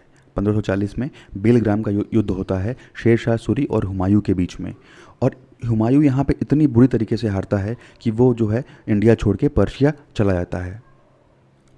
मध्यकालीन इतिहास का सबसे जो है ग्रेटेस्ट रूलर माना जाता है शेर शाह को। क्यों? क्योंकि अकबर के द्वारा भी जो है शेर शाह का जो लैंड रेवेन्यू सिस्टम था उस टाइम का, वो अकबर के द्वारा भी जो है अडॉप्ट किया गया था। वो इतना अच्छा लैंड रेवेन्यू सिस्टम था जिससे कि किसानों को भी फ़ायदा होता था और साथ ही साथ जो किंग्स होते थे उनको भी फ़ायदा होता था। तो इसीलिए जो है इस सिस्टम को अकबर के द्वारा भी अडॉप्ट किया गया था। इसीलिए मध्यकालीन इतिहास का सबसे जो ग्रेटेस्ट रूलर है वो शेर शाह को कहा जाता है। उसके अलावा जो आज हम लोग रुपया बोलते हैं, ये रुपया नाम भी जो है ये शेर शाह के द्वारा ही इंडियन करेंसी को दिया गया था उस टाइम। नेक्स्ट हम बात करेंगे शेर शाह के टाइम पीरियड पे उनके प्रशासन की, एडमिनिस्ट्रेशन अंडर शेर शाह। शेर शाह का जो एडमिनिस्ट्रेशन था वो स्ट्रांग होने के साथ साथ जो है एफिशिएंट भी था, और जो किसान थे, किसानों का जो रेवेन्यू है वो इनके टाइम पीरियड पे इंक्रीज़ हुआ, जिससे जो है स्टेट्स को भी फ़ायदा हुआ। शेर शाह जो टेरिटरी थी उसको भी फ़ायदा हुआ, साथ ही साथ किसानों को भी फ़ायदा हुआ इसका। शेर शाह सूरी के टाइम पीरियड पे जो लोग थे वो खुश थे, क्योंकि जो है फोर्स लेबर यानी जो बंधुआ मजदूरी हुआ करती थी उस टाइम वो बंद करवाया गया था शेर शाह के द्वारा, और साथ ही साथ कई जगहों पे जो है शेर शाह के द्वारा जो है टैक्स में छूट की गई थी। केवल जो है लैंड टैक्स उस टाइम लिया जाता था, लैंड टैक्स के अलावा कोई भी और टैक्स नहीं देना होता था किसी को, इसीलिए किसान भी खुश रहते थे। और साथ ही साथ लोगों के जो लैंड के जो अधिकार हैं, लैंड के जो राइट हैं, उनको प्रोटेक्ट करने का काम भी जो है शेर शाह के द्वारा किया गया, और इसीलिए शेर शाह ने जो है लोगों का ग्रेटिट्यूड यानी लोगों का प्यार जो है शेर शाह को मिला। शेर शाह का जो बिहार में जो एडमिनिस्ट्रेशन था वो सोशल जस्टिस और इक्वालिटी पे बेस्ड था, ठीक है, सबको समान तरीके से देखना, सब और सबके लिए जो है बराबर तरीके से जो है न्याय करना। शेर शाह के टाइम पीरियड पे जो है किसी भी जातीय धर्म के साथ कोई भी प्रकार का जो है भेदभाव नहीं होता था, इसीलिए इनके टाइम पीरियड पे जो लोग थे वो बहुत खुश हुआ करते थे। और इनके टाइम पे पीरियड पे ये भी था कि अगर मान लीजिए कि कोई बड़े पद पे है, अगर इनका मंत्री ही हुआ, अगर वो भी गलती करता है तो उसको भी जो है समान सज़ा दी जाएगी, किसी के साथ भी जो है इनके टाइम पीरियड पे भेदभाव नहीं हुआ करता था। तो जैसा अपराध होता था उसी हिसाब से सज़ा दी जाती थी। जो भी इनके सैनिक थे अपने सोल्जर्स को ये रेगुलरली जो है वो सैलरी दिया करते थे, ठीक है, और जनरसली ट्रीट किया करते थे। अब ऐसा नहीं है कि पूरा 24 घंटा जो है वो उनको खटा ही रहे हैं, ठीक है, तो जनरसली ये ट्रीट किया करते थे, टाइम टू टाइम रेगुलर जो है सैलरी दिया करते थे, जिससे सोल्जर्स का भी इनको अफेक्शन जो है, प्यार जो है इनको मिला। और बंगाल और बिहार के पूरे एरिया पे जो है उस टाइम शेरशाह सूरी का रूल था, इसीलिए कोई जो है इनको डिसोबे नहीं करता था। बिहार में जो है अपनी कैपिटल ये बनाते हैं पटना, पाटलिपुत्र को, और पटना में जो है एक किले का ये निर्माण करवाते हैं। उसके अलावा नॉर्थ वेस्ट फ्रंटियर प्रोविंस में भी जो है एक किले का निर्माण करवाते हैं, जिसको हम रोहतास फोर्ट के नाम से जाते हैं, रोहतास के किला। इसका निर्माण जो रोहतास के किला का निर्माण वो भी शेरशाह सूरी के द्वारा करवाया गया, जो कि अब पाकिस्तान में है। नेक्स्ट हम बात करेंगे पब्लिक वेलफेयर बाई शेरशाह। तो शेरशाह के द्वारा जो है जीटी रोड यानी ग्रैंड ट्रंक रोड का निर्माण करवाया गया, जो कि पेशावर से चित्तागोंग तक है, चित्तागोंग जो कि बांग्लादेश में पड़ता है। तो पेशावर से चित्तागोंग तक जो है ग्रैंड ट्रंक रोड का निर्माण जो है शेरशाह के द्वारा कराया गया। और हर 3 किलोमीटर पे जो है एक सराय बनाई जाती थी, ठीक है, हर 3 किलोमीटर पे एक सराय होती थी, जिसको रेस्ट हाउस के नाम से भी जानते हैं। और ये जो रेस्ट हाउस है ये लेटर्स के डिस्ट्रीब्यूशन में काम करता था, मतलब एक टाइप का जो है ये पोस्टल सिस्टम उस टाइम का हुआ करता था। जैसे एक हाउस यहाँ पे है, फिर दूसरा हाउस 3 किलोमीटर यहाँ पे है, यहाँ पे है, उसके बाद तो यहाँ जो फर्स्ट पर्सन है इसको कोई लेटर मिला तो ये जो है दौड़ कर जाएगा यहाँ पे देगा, फिर ये आदमी यहाँ पे देगा। तो ऐसे करते करते हर 3 किलोमीटर पे ही होता था, और जहाँ पे पोस्ट पहुँचना होता था वहाँ पे पोस्ट पहुँचा दिया जाता था। तो एज ए रेस्ट हाउस भी सराय जो है वो काम कर रहा था, और साथ ही साथ लेटरों के डिस्ट्रीब्यूशन में भी सराय हेल्प करता था। तो ये चीज़ें जो है शेरशाह सूरी के द्वारा जो है पब्लिक वेलफेयर के लिए बनाई गई थी। शेरशाह सूरी के द्वारा हर सराय पे जो है एक पर्शियन और एक हिंदी ट्रांसलेटर को नियुक्त किया गया था, जिनको करकून के नाम से जानते थे, ठीक है, एक पर्शियन ट्रांसलेटर और एक हिंदी ट्रांसलेटर जो है इनके द्वारा नियुक्त किया गया था, जिसको करकून के नाम से जानते थे। अगर इनके टाइम की सबसे अच्छी आर्किटेक्चर की बात करें तो आपको सासाराम में जो है इनका जो है शेरशाह सूरी का मकबरा देखने को मिलेगा, सासाराम में। ये इनका एग्जाम्पल है शेरशाह सूरी के टाइम के आर्किटेक्चर का। तो 1545 में जो है कलिंजर में शेरशाह सूरी की जो है डेथ हो जाती है, क्योंकि एक गन जो है वो इनके फेस पे चल जाती है। उसके बाद इनके पुत्र इस्लाम शाह वो रूलर बनते हैं, वो राजा बनते हैं। और इस्लाम शाह जो हैं वो लगभग पूरे नॉर्दर्न इंडिया पे इनका शासन रहता है। करीब 8 साल तक इस्लाम शाह राज करते हैं, और 1553 में इस्लाम शाह की मृत्यु हो जाती है। तो इस्लाम शाह और शेर शाह दोनों बहुत ही ग्रेट वॉरियर्स थे, कैपेबल एडमिनिस्ट्रेटर्स थे, और साथ ही साथ बहुत ही इनलाइटेंड रूलर्स थे। दोनों लोगों ने जो है पब्लिक के लिए बहुत ढेर सारे जो है काम किए, और कई नए नए रिफॉर्म जो है वो इन दोनों लोग के द्वारा नए नए रिफॉर्म्स लाए गए पब्लिक वेलफेयर के लिए। सासाराम के साथ साथ जो है आपको इनके टाइम के आर्किटेक्चर आपको पटना में, हिल्सा में, तेलहरा, अमथा और शेरगढ़ में भी देखने को मिलेंगे। तो यहाँ इमेज में आप देख सकते हैं ये शेरशाह सूरी का मकबरा है। इस्लाम शाह के बाद जो है इनके 12 वर्षीय पुत्र फिरूज़ को जो है राजा बनाया जाता है, और फिरूज़ की हत्या इन्हीं के मैटरनल अंकल आदिल शाह के द्वारा कर दी जाती है, ठीक है, फिरूज़ की हत्या जो है इन्हीं के मैटरनल अंकल आदिल शाह के द्वारा कर दी जाती है, और उसके बाद जो है गद्दी पे आदिल शाह बैठ जाते हैं। तो दिल्ली में जो है मुग़ल रूल की स्थापना होने के बाद भी जो है कुछ टाइम पीरियड तक अफगान का जो है बिहार में रूल रहता है। इनके बाद जो है आते हैं तराई खान कर्रानी। तराई खान कर्रानी जो है ये अपना कैपिटल बिहार में बिहार शरीफ को बनाते हैं। और इनके बाद आते हैं सुलेमान कर्रानी, जिनका शासन 1565 से 72 तक रहा, और ये जो है बाद में अकबर का जो स्वामित्व है वो स्वीकार कर लेते हैं, अकबर की जो सुजरेंटी है वो स्वीकार कर लेते हैं सुलेमान कर्रानी। लेकिन बाद में क्या होता है कि इन्हीं के बेटे हैं दाऊद खान कर्रानी। दाऊद खान कर्रानी जो है वो अकबर के अगेंस्ट में वो जो है रेबल कर देते हैं, रिवोल्ट कर देते हैं। और इसी से गुस्साए हुए अकबर जो है वो हाजीपुर आते हैं। हाजीपुर आने के बाद जो है हाजीपुर का जो किला है उस पर अकबर कैप्चर कर लेते हैं और दाऊद खान कर्रानी को जुलाई 1576 में डिफीट कर देते हैं इन द बैटल ऑफ राजमहल। और उसके बाद से जो है बिहार में अकबर का रूल शुरू हो जाता है। तो बैटल ऑफ राजमहल जो है वो दाऊद खान कर्रानी और अकबर के बीच में होता है 1576 में, और उसके बाद जो है अकबर का रूल बिहार में हो जाता है। Bihar was organized into a separate province of Akbar's empire for the first time. और यहाँ पे बिहार को जो है एक अलग सेपरेट स्टेट का दर्जा मिलता है अकबर के टाइम पीरियड पे। 1575 से 76 के बीच में जो है ये बिहार को ये दर्जा दिया जाता है। मुग़ल एम्पायर का रूल बिहार में, कि अकबर के द्वारा जो है बिहार को एक सेपरेट प्रोविंस का दर्जा दिया गया था, एक सेपरेट प्रोविंस बना दिया गया था अकबर के द्वारा 1575-76 में। बिहार जो है उस टाइम एक सेपरेट जो है प्रोविंस बन गया था। और उस टाइम जो है बिहार के गवर्नर को अपॉइंट किया जाता है मुनीम खां। अकबर के द्वारा जो है मुनीम खान को बिहार का गवर्नर नियुक्त किया जाता है। अकबर के टाइम पीरियड पे बिहार के जो सबसे फेमस गवर्नर रहे वो रहे राजा मान सिंह। राजा मान सिंह जो है वो सबसे फेमस गवर्नर रहे अकबर टाइम पीरियड के। इन्होंने जो है मुग़ल एम्पायर को और स्ट्रॉन्ग किया, मुग़ल एम्पायर का जो होल्ड है बिहार में उसको और मजबूत बनाया। और ये रहे 1587 से लेके 1594 तक। 87 से लेके 1594 तक जो है राजा मान सिंह जो है यहाँ बिहार का जो है कमांड संभालते हैं और मुग़ल एम्पायर का जो होल्ड है बिहार में उसको और स्ट्रॉन्ग करते हैं। ये क्या करते हैं, राजा मान सिंह जो है वो उस टाइम जो लोकल रूलर्स रहते हैं जैसे गिद्धौर के राजा, खड़गपुर और भोजपुर के जो राजा हैं, इन सभी को जो है वो हराते हैं। और साथ ही साथ राजा मान सिंह रोहतास को जो है बिहार का कैपिटल बनाते हैं। ठीक है, बिहार का कैपिटल रोहतास बन जाता है अकबर के टाइम पीरियड पे। 1594 में अकबर के द्वारा जो है बिहार का गवर्नर रईस खान को नियुक्त किया जाता है। रईस खान को 1594 में बिहार का गवर्नर बनाया जाता है और 1598 तक रईस खान बिहार के गवर्नर रहते हैं। और अकबर के टाइम पीरियड पे कहा जाता है कि बिहार से जो इनकम आती थी वो लगभग 22 करोड़ दाम थी। 22 करोड़ दाम मतलब अभी के टाइम में देखें तो 55,57,985 रुपये, ये जो थी बिहार से टोटल इनकम थी अकबर के टाइम पीरियड पे। 1600 तक आते आते जो है जो अकबर का बेटा रहता है सलीम, जिसको जहांगीर के नाम से भी जानते हैं, तो जहांगीर जो है वो रिवोल्ट कर देता है। तो उसी की वजह से जो है बिहार में कुछ डिस्टर्बेंस देखने को मिलता है। उस टाइम जो गवर्नर रहते हैं बिहार के वो रहते हैं साद खान। तो साद खान को हटा के असफ खान को बिहार का गवर्नर नियुक्त कर दिया जाता है। Bihar was under the influence of Jahangir during this time, और इस टाइम पीरियड पे जहांगीर के इन्फ्लुएंस में रहता है बिहार।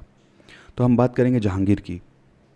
जहांगीर राजा बनते ही जो क्या करता है कि लाल बेग को जो है बाज बहादुर के नाम से भी जानते थे, तो लाल बेग को जो है बिहार का सूबेदार यानी बिहार का गवर्नर नियुक्त किया जाता है जहांगीर के द्वारा।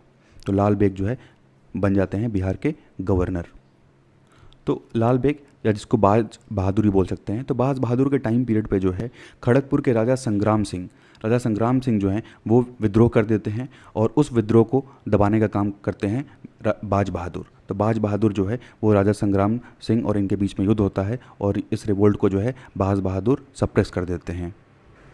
बाज बहादुर के द्वारा ही दरभंगा में नुसरई नाम का एक मस्जिद का निर्माण करवाया जाता है और साथ ही साथ जो है एक इन का निर्माण करवाया जाता है। इन मतलब एक छोटा सा महल टाइप का होता है। तो इस महल का निर्माण जो है वो नूरजहाँ के लिए करवाया जाता है। नूरजहाँ जिनको मेहरुनिसा के नाम से भी जानते हैं। तो जब वो दिल्ली से बंगाल ये ट्रैवल करती थी तो उसी ट्रैवल के लिए जो है ताकि वो यहाँ रुक सकें, तो इसी के लिए जो है बाज बहादुर के द्वारा ये जो इन है उसका निर्माण करवाया जाता है। 1607 में बाज बहादुर को जो है टाइटल दिया जाता है जहांगीर कुली खान का।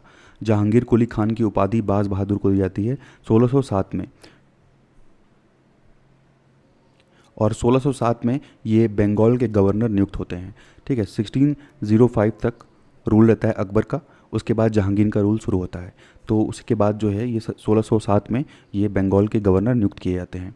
तो इनके द्वारा जो है इम्पोर्टेंट काम देख लीजिए, जो राजा संग्राम सिंह जो कि खड़गपुर के हैं उनके रिवॉल्ट को सप्रेस किया जाता है और साथ ही साथ दरभंगा में जो है एक मस्जिद और एक छोटा सा महल जो है उसका निर्माण करवाया जाता है जिसका नाम है नूरसराई। तो नूरसराई जो है वो मेहरुनिसा यानी नूरजहाँ के हॉल्ट करने का जो है एक जगह रहता है जहाँ पे वो हॉल्ट करती हैं अगर वो दिल्ली से बंगाल ट्रैवल करती हैं तो। और बाज बहादुर को 1607 में जो है जहांगीर कुली खान का टाइटल दिया जाता है। उसके बाद ये जो है बंगाल के गवर्नर नियुक्त हो जाते हैं। बाज बहादुर के बाद बिहार के गवर्नर नियुक्त होते हैं इस्माइल खान। इस्माइल खान नेक्स्ट गवर्नर हैं बिहार के। और इनके बाद 1608 में अब्दुल रहमान जिसको अफजल खान के नाम से भी जानते हैं, अफजल खान जो है वो बिहार का गवर्नर नियुक्त होता है।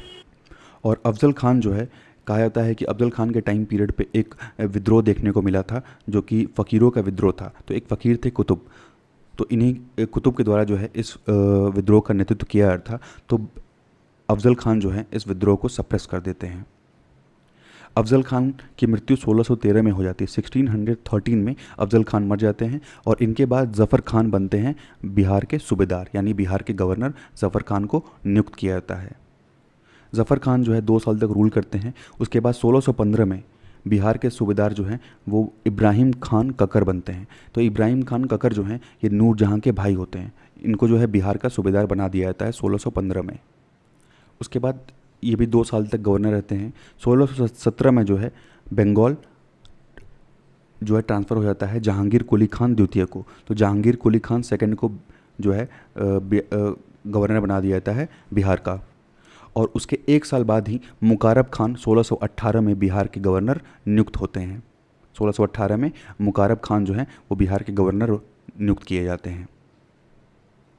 इनका भी रूल लगभग 2.5-3 साल का है। उसके बाद जहांगीर अपॉइंट करते हैं प्रिंस परवेज़ को बिहार का सूबेदार। 1621 में जो है जहांगीर के द्वारा प्रिंस परवेज़ को बिहार का सूबेदार नियुक्त किया जाता है।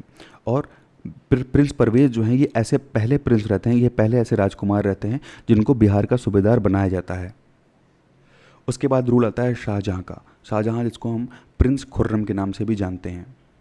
तो प्रिंस खुर्रम यानी शाहजहाँ जो है वो जहांगीर के अगेंस्ट जो है विद्रोह कर देते हैं और पटना का एरिया और रोहतास का कुछ एरिया और आसपास का कुछ एरिया जो है ये एनेक्स कर लेते हैं। तो 1622 से 24 के बीच में जो है ये सारे एरिया जो हैं उस टाइम प्रिंस परवेज़ जो हैं वो गवर्नर रहते हैं। तो इनसे शाहजहाँ जो है ये सारे एरिया जो है वो एनेक्स कर लेते हैं। और एनेक्स करने के बाद बैरम बेग यानी खाने दुर्रम को ये बिहार का गवर्नर नियुक्त करते हैं। शाहजहाँ जो है बैरम बेग खाने दुर्रम को जो है बिहार का गवर्नर इनके द्वारा नियुक्त किया जाता है। उसके बाद बहादुरपुर में टोंस रिवर के किनारे, टोंस नदी के किनारे जो है शाहजहाँ के बीच में और प्रिंस परवेज़ के बीच में जो है युद्ध होता है, जहाँ पे शाहजहाँ को हार का सामना करना पड़ता है। और इसके बाद 26 अक्टूबर 1624 को शाहजहाँ जो है अपनी पत्नी मुमताज़ महल के साथ ये बुरहानपुर के लिए जो है ये चले जाते हैं। बुरहानपुर जो है अपनी पत्नी के साथ ये भाग जाते हैं। अब इसके बाद जो पूरा का पूरा जो बिहार का जो कंट्रोल है ये रहता है प्रिंस परवेज़ के पास। 1626-27 में जो लास्ट सूबेदार होते हैं बिहार के वो होते हैं मिर्ज़ा रुस्तम शफ़ाबी। मिर्ज़ा रुस्तम शफ़ाबी जो है वो लास्ट सूबेदार हैं बिहार के during the time period of Jahangir. तो जहांगीर के टाइम पीरियड पे लास्ट सूबेदार हैं मिर्ज़ा रुस्तम शफ़ाबी। इनके बाद जो है खाले आलम, मिर्ज़ा शैफ़ी जिसको सैफ खान के नाम से भी जानते हैं, इनको जो है बिहार का सूबेदार नियुक्त किया जाता है। और सैफ खान के द्वारा 1628-29 में जो है एक मदरसे का निर्माण करवाया जाता है जिसको मदरसा ऑफ सैफ खान के नाम से जानते हैं, मदरसा ऑफ सैफ खान। तो 1628-29 में जो है सैफ खान के द्वारा इसका निर्माण करवाया जाता है। सैफ खान को मिर्ज़ा शैफ़ी भी बोलते हैं। उसके बाद शाहजहाँ जो हैं, शाहजहाँ क्या करते हैं कि अब्दुल्ला खान बहादुर फिरोज़ जंग को बिहार का सूबेदार नियुक्त करते हैं 1632 में। इनके टाइम पीरियड पे जब भोजपुर के राजा प्रताप विद्रोह करते हैं तो उस विद्रोह को अब्दुल्ला खान के द्वारा जो है सप्रेस कर दिया जाता है। और इसी वॉर में जो है इनकी मृत्यु हो जाती है राजा प्रताप की। और राजा प्रताप का जो टेरिटरी है, जो इनका एरिया होता है, वो मुग़ल एम्पायर में मर्ज कर दिया जाता है अब्दुल्ला खान के द्वारा। अब्दुल्ला खान के बाद जो है मुमताज़ महल के भाई शाइस्ता खान को बिहार का सूबेदार यानी बिहार का गवर्नर नियुक्त किया जाता है। इनके बाद मिर्ज़ा शाहपुर जिसको इतिगाद खान के नाम से भी जानते हैं, ये 1643 से 46 के बीच में बिहार के गवर्नर रहते हैं। आज़म खान, सईद खान, बहादुर ज़फ़र खान एंड जुल्फ़िकार खान, ये जो है 1656 से 56 के बीच में जो है बिहार के सूबेदार यानी बिहार के गवर्नर जो है नियुक्त किए जाते हैं। बाद में जब शाहजहाँ की तबीयत जो है ख़राब हो जाती है, तो प्रिंस दारा के एडवाइस पे 1657 में अलीवर्दी खान को बिहार का गवर्नर बना दिया जाता है। लेकिन अलीवर्दी खान जो है वो क्या करते हैं कि वो प्रिंस सूजा को सपोर्ट करने लगते हैं। अलीवर्दी खान जो है वो प्रिंस सूजा को सपोर्ट करने लगते हैं, क्योंकि धीरे धीरे जो है मुग़ल एम्पायर अब वीक हो रहा था। उसके बाद होता है बैटल ऑफ समूगढ़। तो बैटल ऑफ समूगढ़ में मिर्ज़ा राजा जय सिंह और सुलेमान खान ये जो है मिल के हराते हैं प्रिंस सूजा को। बैटल ऑफ समूगढ़ में मिर्ज़ा राजा जय सिंह और सुलेमान सिको जो है ये प्रिंस सूजा को हरा देते हैं बैटल ऑफ समूगढ़ में। और वहीं औरंगज़ेब जो है वो क्या करता है, प्रिंस दारा को डिफीट करता है और बिहार प्रोविंस जो है वो सूजा को सौंप देता है। तो यहाँ हारने के बाद भी जो है प्रिंस सूजा को बिहार प्रोविंस मिल जाता है। इसके बाद रूल आता है औरंगज़ेब का। तो औरंगज़ेब जो है वो दाऊद खान कुरैशी को बिहार का सूबेदार अपॉइंट करता है। दाऊद खान कुरैशी 1659 से 1664 तक बिहार के गवर्नर के रूप में काम करते हैं। गया डिस्ट्रिक्ट में जो दाऊद नगर है उसकी स्थापना जो है इन्हीं के द्वारा की जाती है। दाऊद खान कुरैशी के द्वारा गया डिस्ट्रिक्ट में दाऊद नगर की स्थापना की जाती है, जो कि प्रेजेंटली औरंगाबाद डिस्ट्रिक्ट में पड़ता है। उसके अलावा पटना में जो है दारुल अदालत यानी कोर्ट ऑफ जस्टिस का जो निर्माण है वो भी इन्हीं के द्वारा कराया गया था। दाऊद खान के बाद लश्कर खान को अपॉइंट किया जाता है बिहार का सूबेदार। 1665 में लश्कर खान को जो है बिहार का सूबेदार अपॉइंट किया जाता है दाऊद खान के बाद। और इसी टाइम पीरियड के बाद जो है हमें बिहार में एक ग्रेट फेमाइन देखने को मिलता है। और इस ग्रेट फेमाइन को जो की व्याख्या जो है वो हमें ब्रिटिश ट्रैवलर जॉन मार्शल और डच ट्रैवलर डी ग्राफी की किताब में जो है देखने को मिलता है। उस फेमाइन के बारे में जो है इन ट्रैवलर्स ने लिखा है डिटेल में। साथ ही साथ जॉन मार्शल के द्वारा उनकी राइटिंग में जो है उस टाइम के सिटीज़ के बारे में इंफॉर्मेशन दी गई है। जैसे भागलपुर, मुंगेर, फतुहा और हाजीपुर सिटीज़ के बारे में जो है जॉन मार्शल अपने किताब में लिखते हैं, उस टाइम पीरियड के बारे में इंफॉर्मेशन देते हैं। उसके बाद औरंगज़ेब के तीसरे बेटे को जो है प्रिंस आज़म को बिहार का सूबेदार 1677 में नियुक्त किया जाता है। प्रिंस आज़म के बाद मिर्ज़ा फ़खरुद्दीन, जिनको शैफ खान के नाम से जानते हैं, ये बिहार के सूबेदार बनते हैं। और during whose period British factory at Patna was looted. और इन्हीं के टाइम पीरियड पे ब्रिटिश की जो फैक्ट्री थी पटना में उसमें जो है लूटपाट किया गया था। This incident has been mention by Job Charnock. तो जॉब चार्नोक के द्वारा जो है ये इंसिडेंट उनकी किताब में उल्लेख इसका किया गया है। 1702 में जो है 1702 में औरंगज़ेब के द्वारा जो है अपने फेवरेट ग्रैंडसन प्रिंस अजीम को अपॉइंट किया जाता है बिहार का सूबेदार। और प्रिंस अजीम जो है वो पटना का नाम बदल के रख देते हैं अजीमाबाद। ठीक है, प्रिंस अजीम के द्वारा जो है पटना का नाम बदल के रख दिया जाता है अजीमाबाद। औरंगज़ेब के डेथ के बाद बहादुर शाह जो है मुग़ल एम्परर बनते हैं, जिनका रूल है 1707 से लेकर के 1712 तक का। बहादुर शाह क्या करते हैं कि बहादुर शाह जो है वो प्रिंस अजीमुश शाह को वो बिहार का सूबेदार नियुक्त कर देते हैं और बंगाल का नायब नियुक्त करते हैं फ़र्रुखशियार को। ठीक है, बंगाल का नायब फ़र्रुखशियार को नियुक्त करते हैं और प्रिंस अजीमुश शाह को बिहार का सूबेदार नियुक्त करते हैं बहादुर शाह। 1711 में जो है 1711 में फ़र्रुखशियार बिहार वापस आता है और 1713 में जो है फ़र्रुखशियार जो है बन जाता है मुग़ल एम्परर। और मुग़ल टाइम पीरियड के फ़र्रुखशियार जो है एकमात्र ऐसे मुग़ल एम्परर हैं जिनको बिहार में जो है इनको कोरोनेट किया गया था, यानी इनका जो राज्याभिषेक है वो बिहार में हुआ था।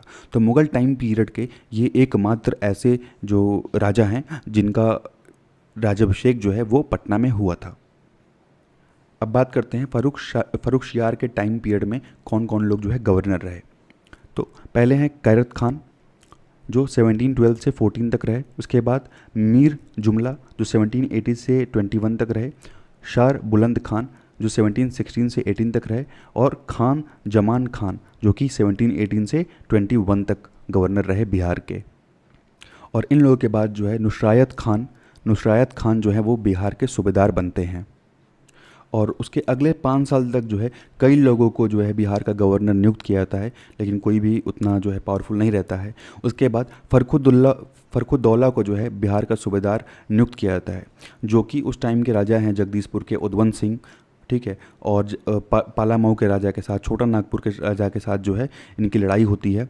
और यहाँ पे जो है फ़र्रुख शियार को इसकी वजह से 1734 में 1734 में जो है फ़र्रुखुद्दौला को डिसमिस कर दिया जाता है, बिहार के गवर्नर के पद से जो है डिसमिस कर दिया जाता है। नेक्स्ट हम बात करेंगे बिहार में सिख धर्म की। सिखिज्म का जो उदय है वो 1469 में हुआ गुरु नानक देव के द्वारा। गुरु नानक देव जो हैं he was a great teacher, जिन्होंने अपनी आवाज़ उठाई। जो भी मॉल प्रैक्टिसेस हो रही थी उस टाइम, उसके अगेंस्ट इन्होंने अपनी आवाज़ उठाई। साथ ही साथ जो उस टाइम सोशल कस्टम्स और जो रिलीजियस प्रैक्टिसेस हुआ करती थी इंडिया में, जो प्रेवलेंट थी, तो उसके अगेंस्ट जो है इनके द्वारा आवाज़ उठाई गई।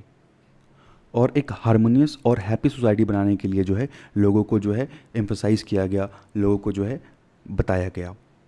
और गुरु नानक देव जी के द्वारा जो है ये भी बताया गया कि कैसे आप मोक्ष की प्राप्ति कर सकते हैं और कैसे जो है आप ज्ञान की प्राप्ति कर सकते हैं, कैसे आप एनलाइटमेंट हो सकते हैं और कैसे यू कैन गेट सैल्वेशन। इनके बाद जो और सिख गुरु आए तो इनकी गुरु नानक जी के जो व्यूज़ थे वो, और साथ ही साथ उसके बाद जो भी सिख गुरु आए उनके व्यूज़ को मिला के जो है सिख का जो थॉट है वो इमर्ज हुआ। गुरु नानक देव जी ने बिहार में कई स्टेट्स में ट्रैवल किया, जैसे गया, राजगीर, पटना, मुंगेर, भागलपुर, खलगांव, ठीक है। और इन सारे एरियाज़ में जो है उन्होंने सिखिज़म को स्प्रेड किया। इनके बाद जो है 1604 में जो सिखों के फिफ्थ गुरु हैं गुरु अर्जन देव, इनके द्वारा जो है जो सिक्स के स्क्रिप्चर्स हैं वो प्रोवाइड किए गए, वो जो है लिखे गए। और जो ग्रंथ इनके द्वारा लिखा गया उसको हम बोलते हैं आदि ग्रंथ। और आदि ग्रंथ में जो है कई जो हिंदू सेंट्स थे उनके द्वारा उनके बारे में भी बताया गया। तो करीब करीब जो है 16 अदर इंडियन सेंट्स, जिसमें हिंदू, मुस्लिम और हरिजन, जैसे जयदेव, सूरदास, फरीद, नामदेव, कबीर और रविदास के बारे में जो है आदि ग्रंथ में बताया गया। उसके बाद सिखों के 10वें गुरु हैं, 10th गुरु, गुरु गोबिंद सिंह। तो गुरु गोबिंद सिंह जिनका जन्म पटना बिहार में हुआ, इनके द्वारा जो है खालसा ग्रुप की शुरुआत की गई।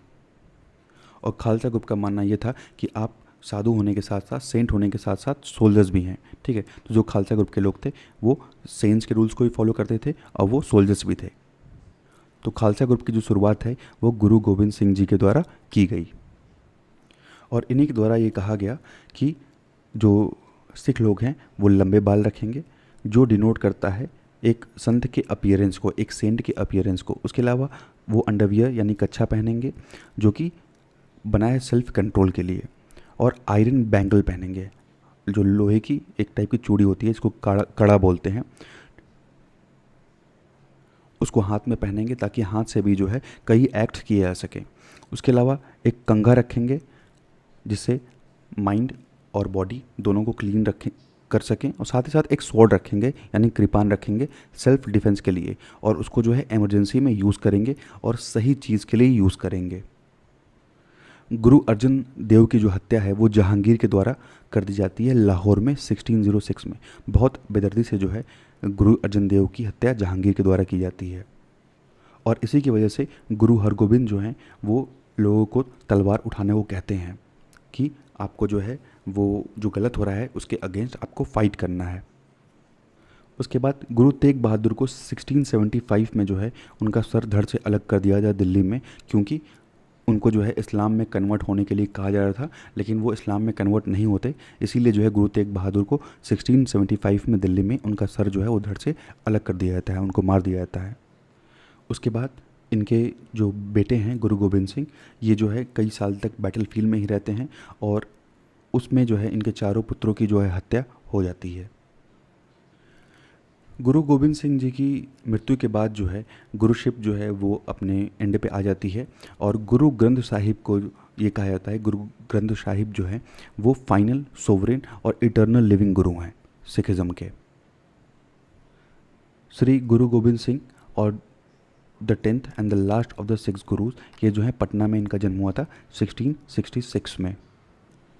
गुरु तेग बहादुर जो है जब आसाम जा रहे थे एक मिशन पे, तो इनकी वाइफ जो है उस टाइम पटना में ही थी, जहाँ पे इन्होंने एक पुत्र को जन्म दिया था। और जहाँ पे गुरु गोबिंद सिंह जी का जन्म हुआ वो सिखों के लिए जो है एक पिलग्रिमेज साइट है, जिसको हम पटना साहिब गुरुद्वारा के नाम से जानते हैं। Guru Tegh Bahadur was executed in 1675।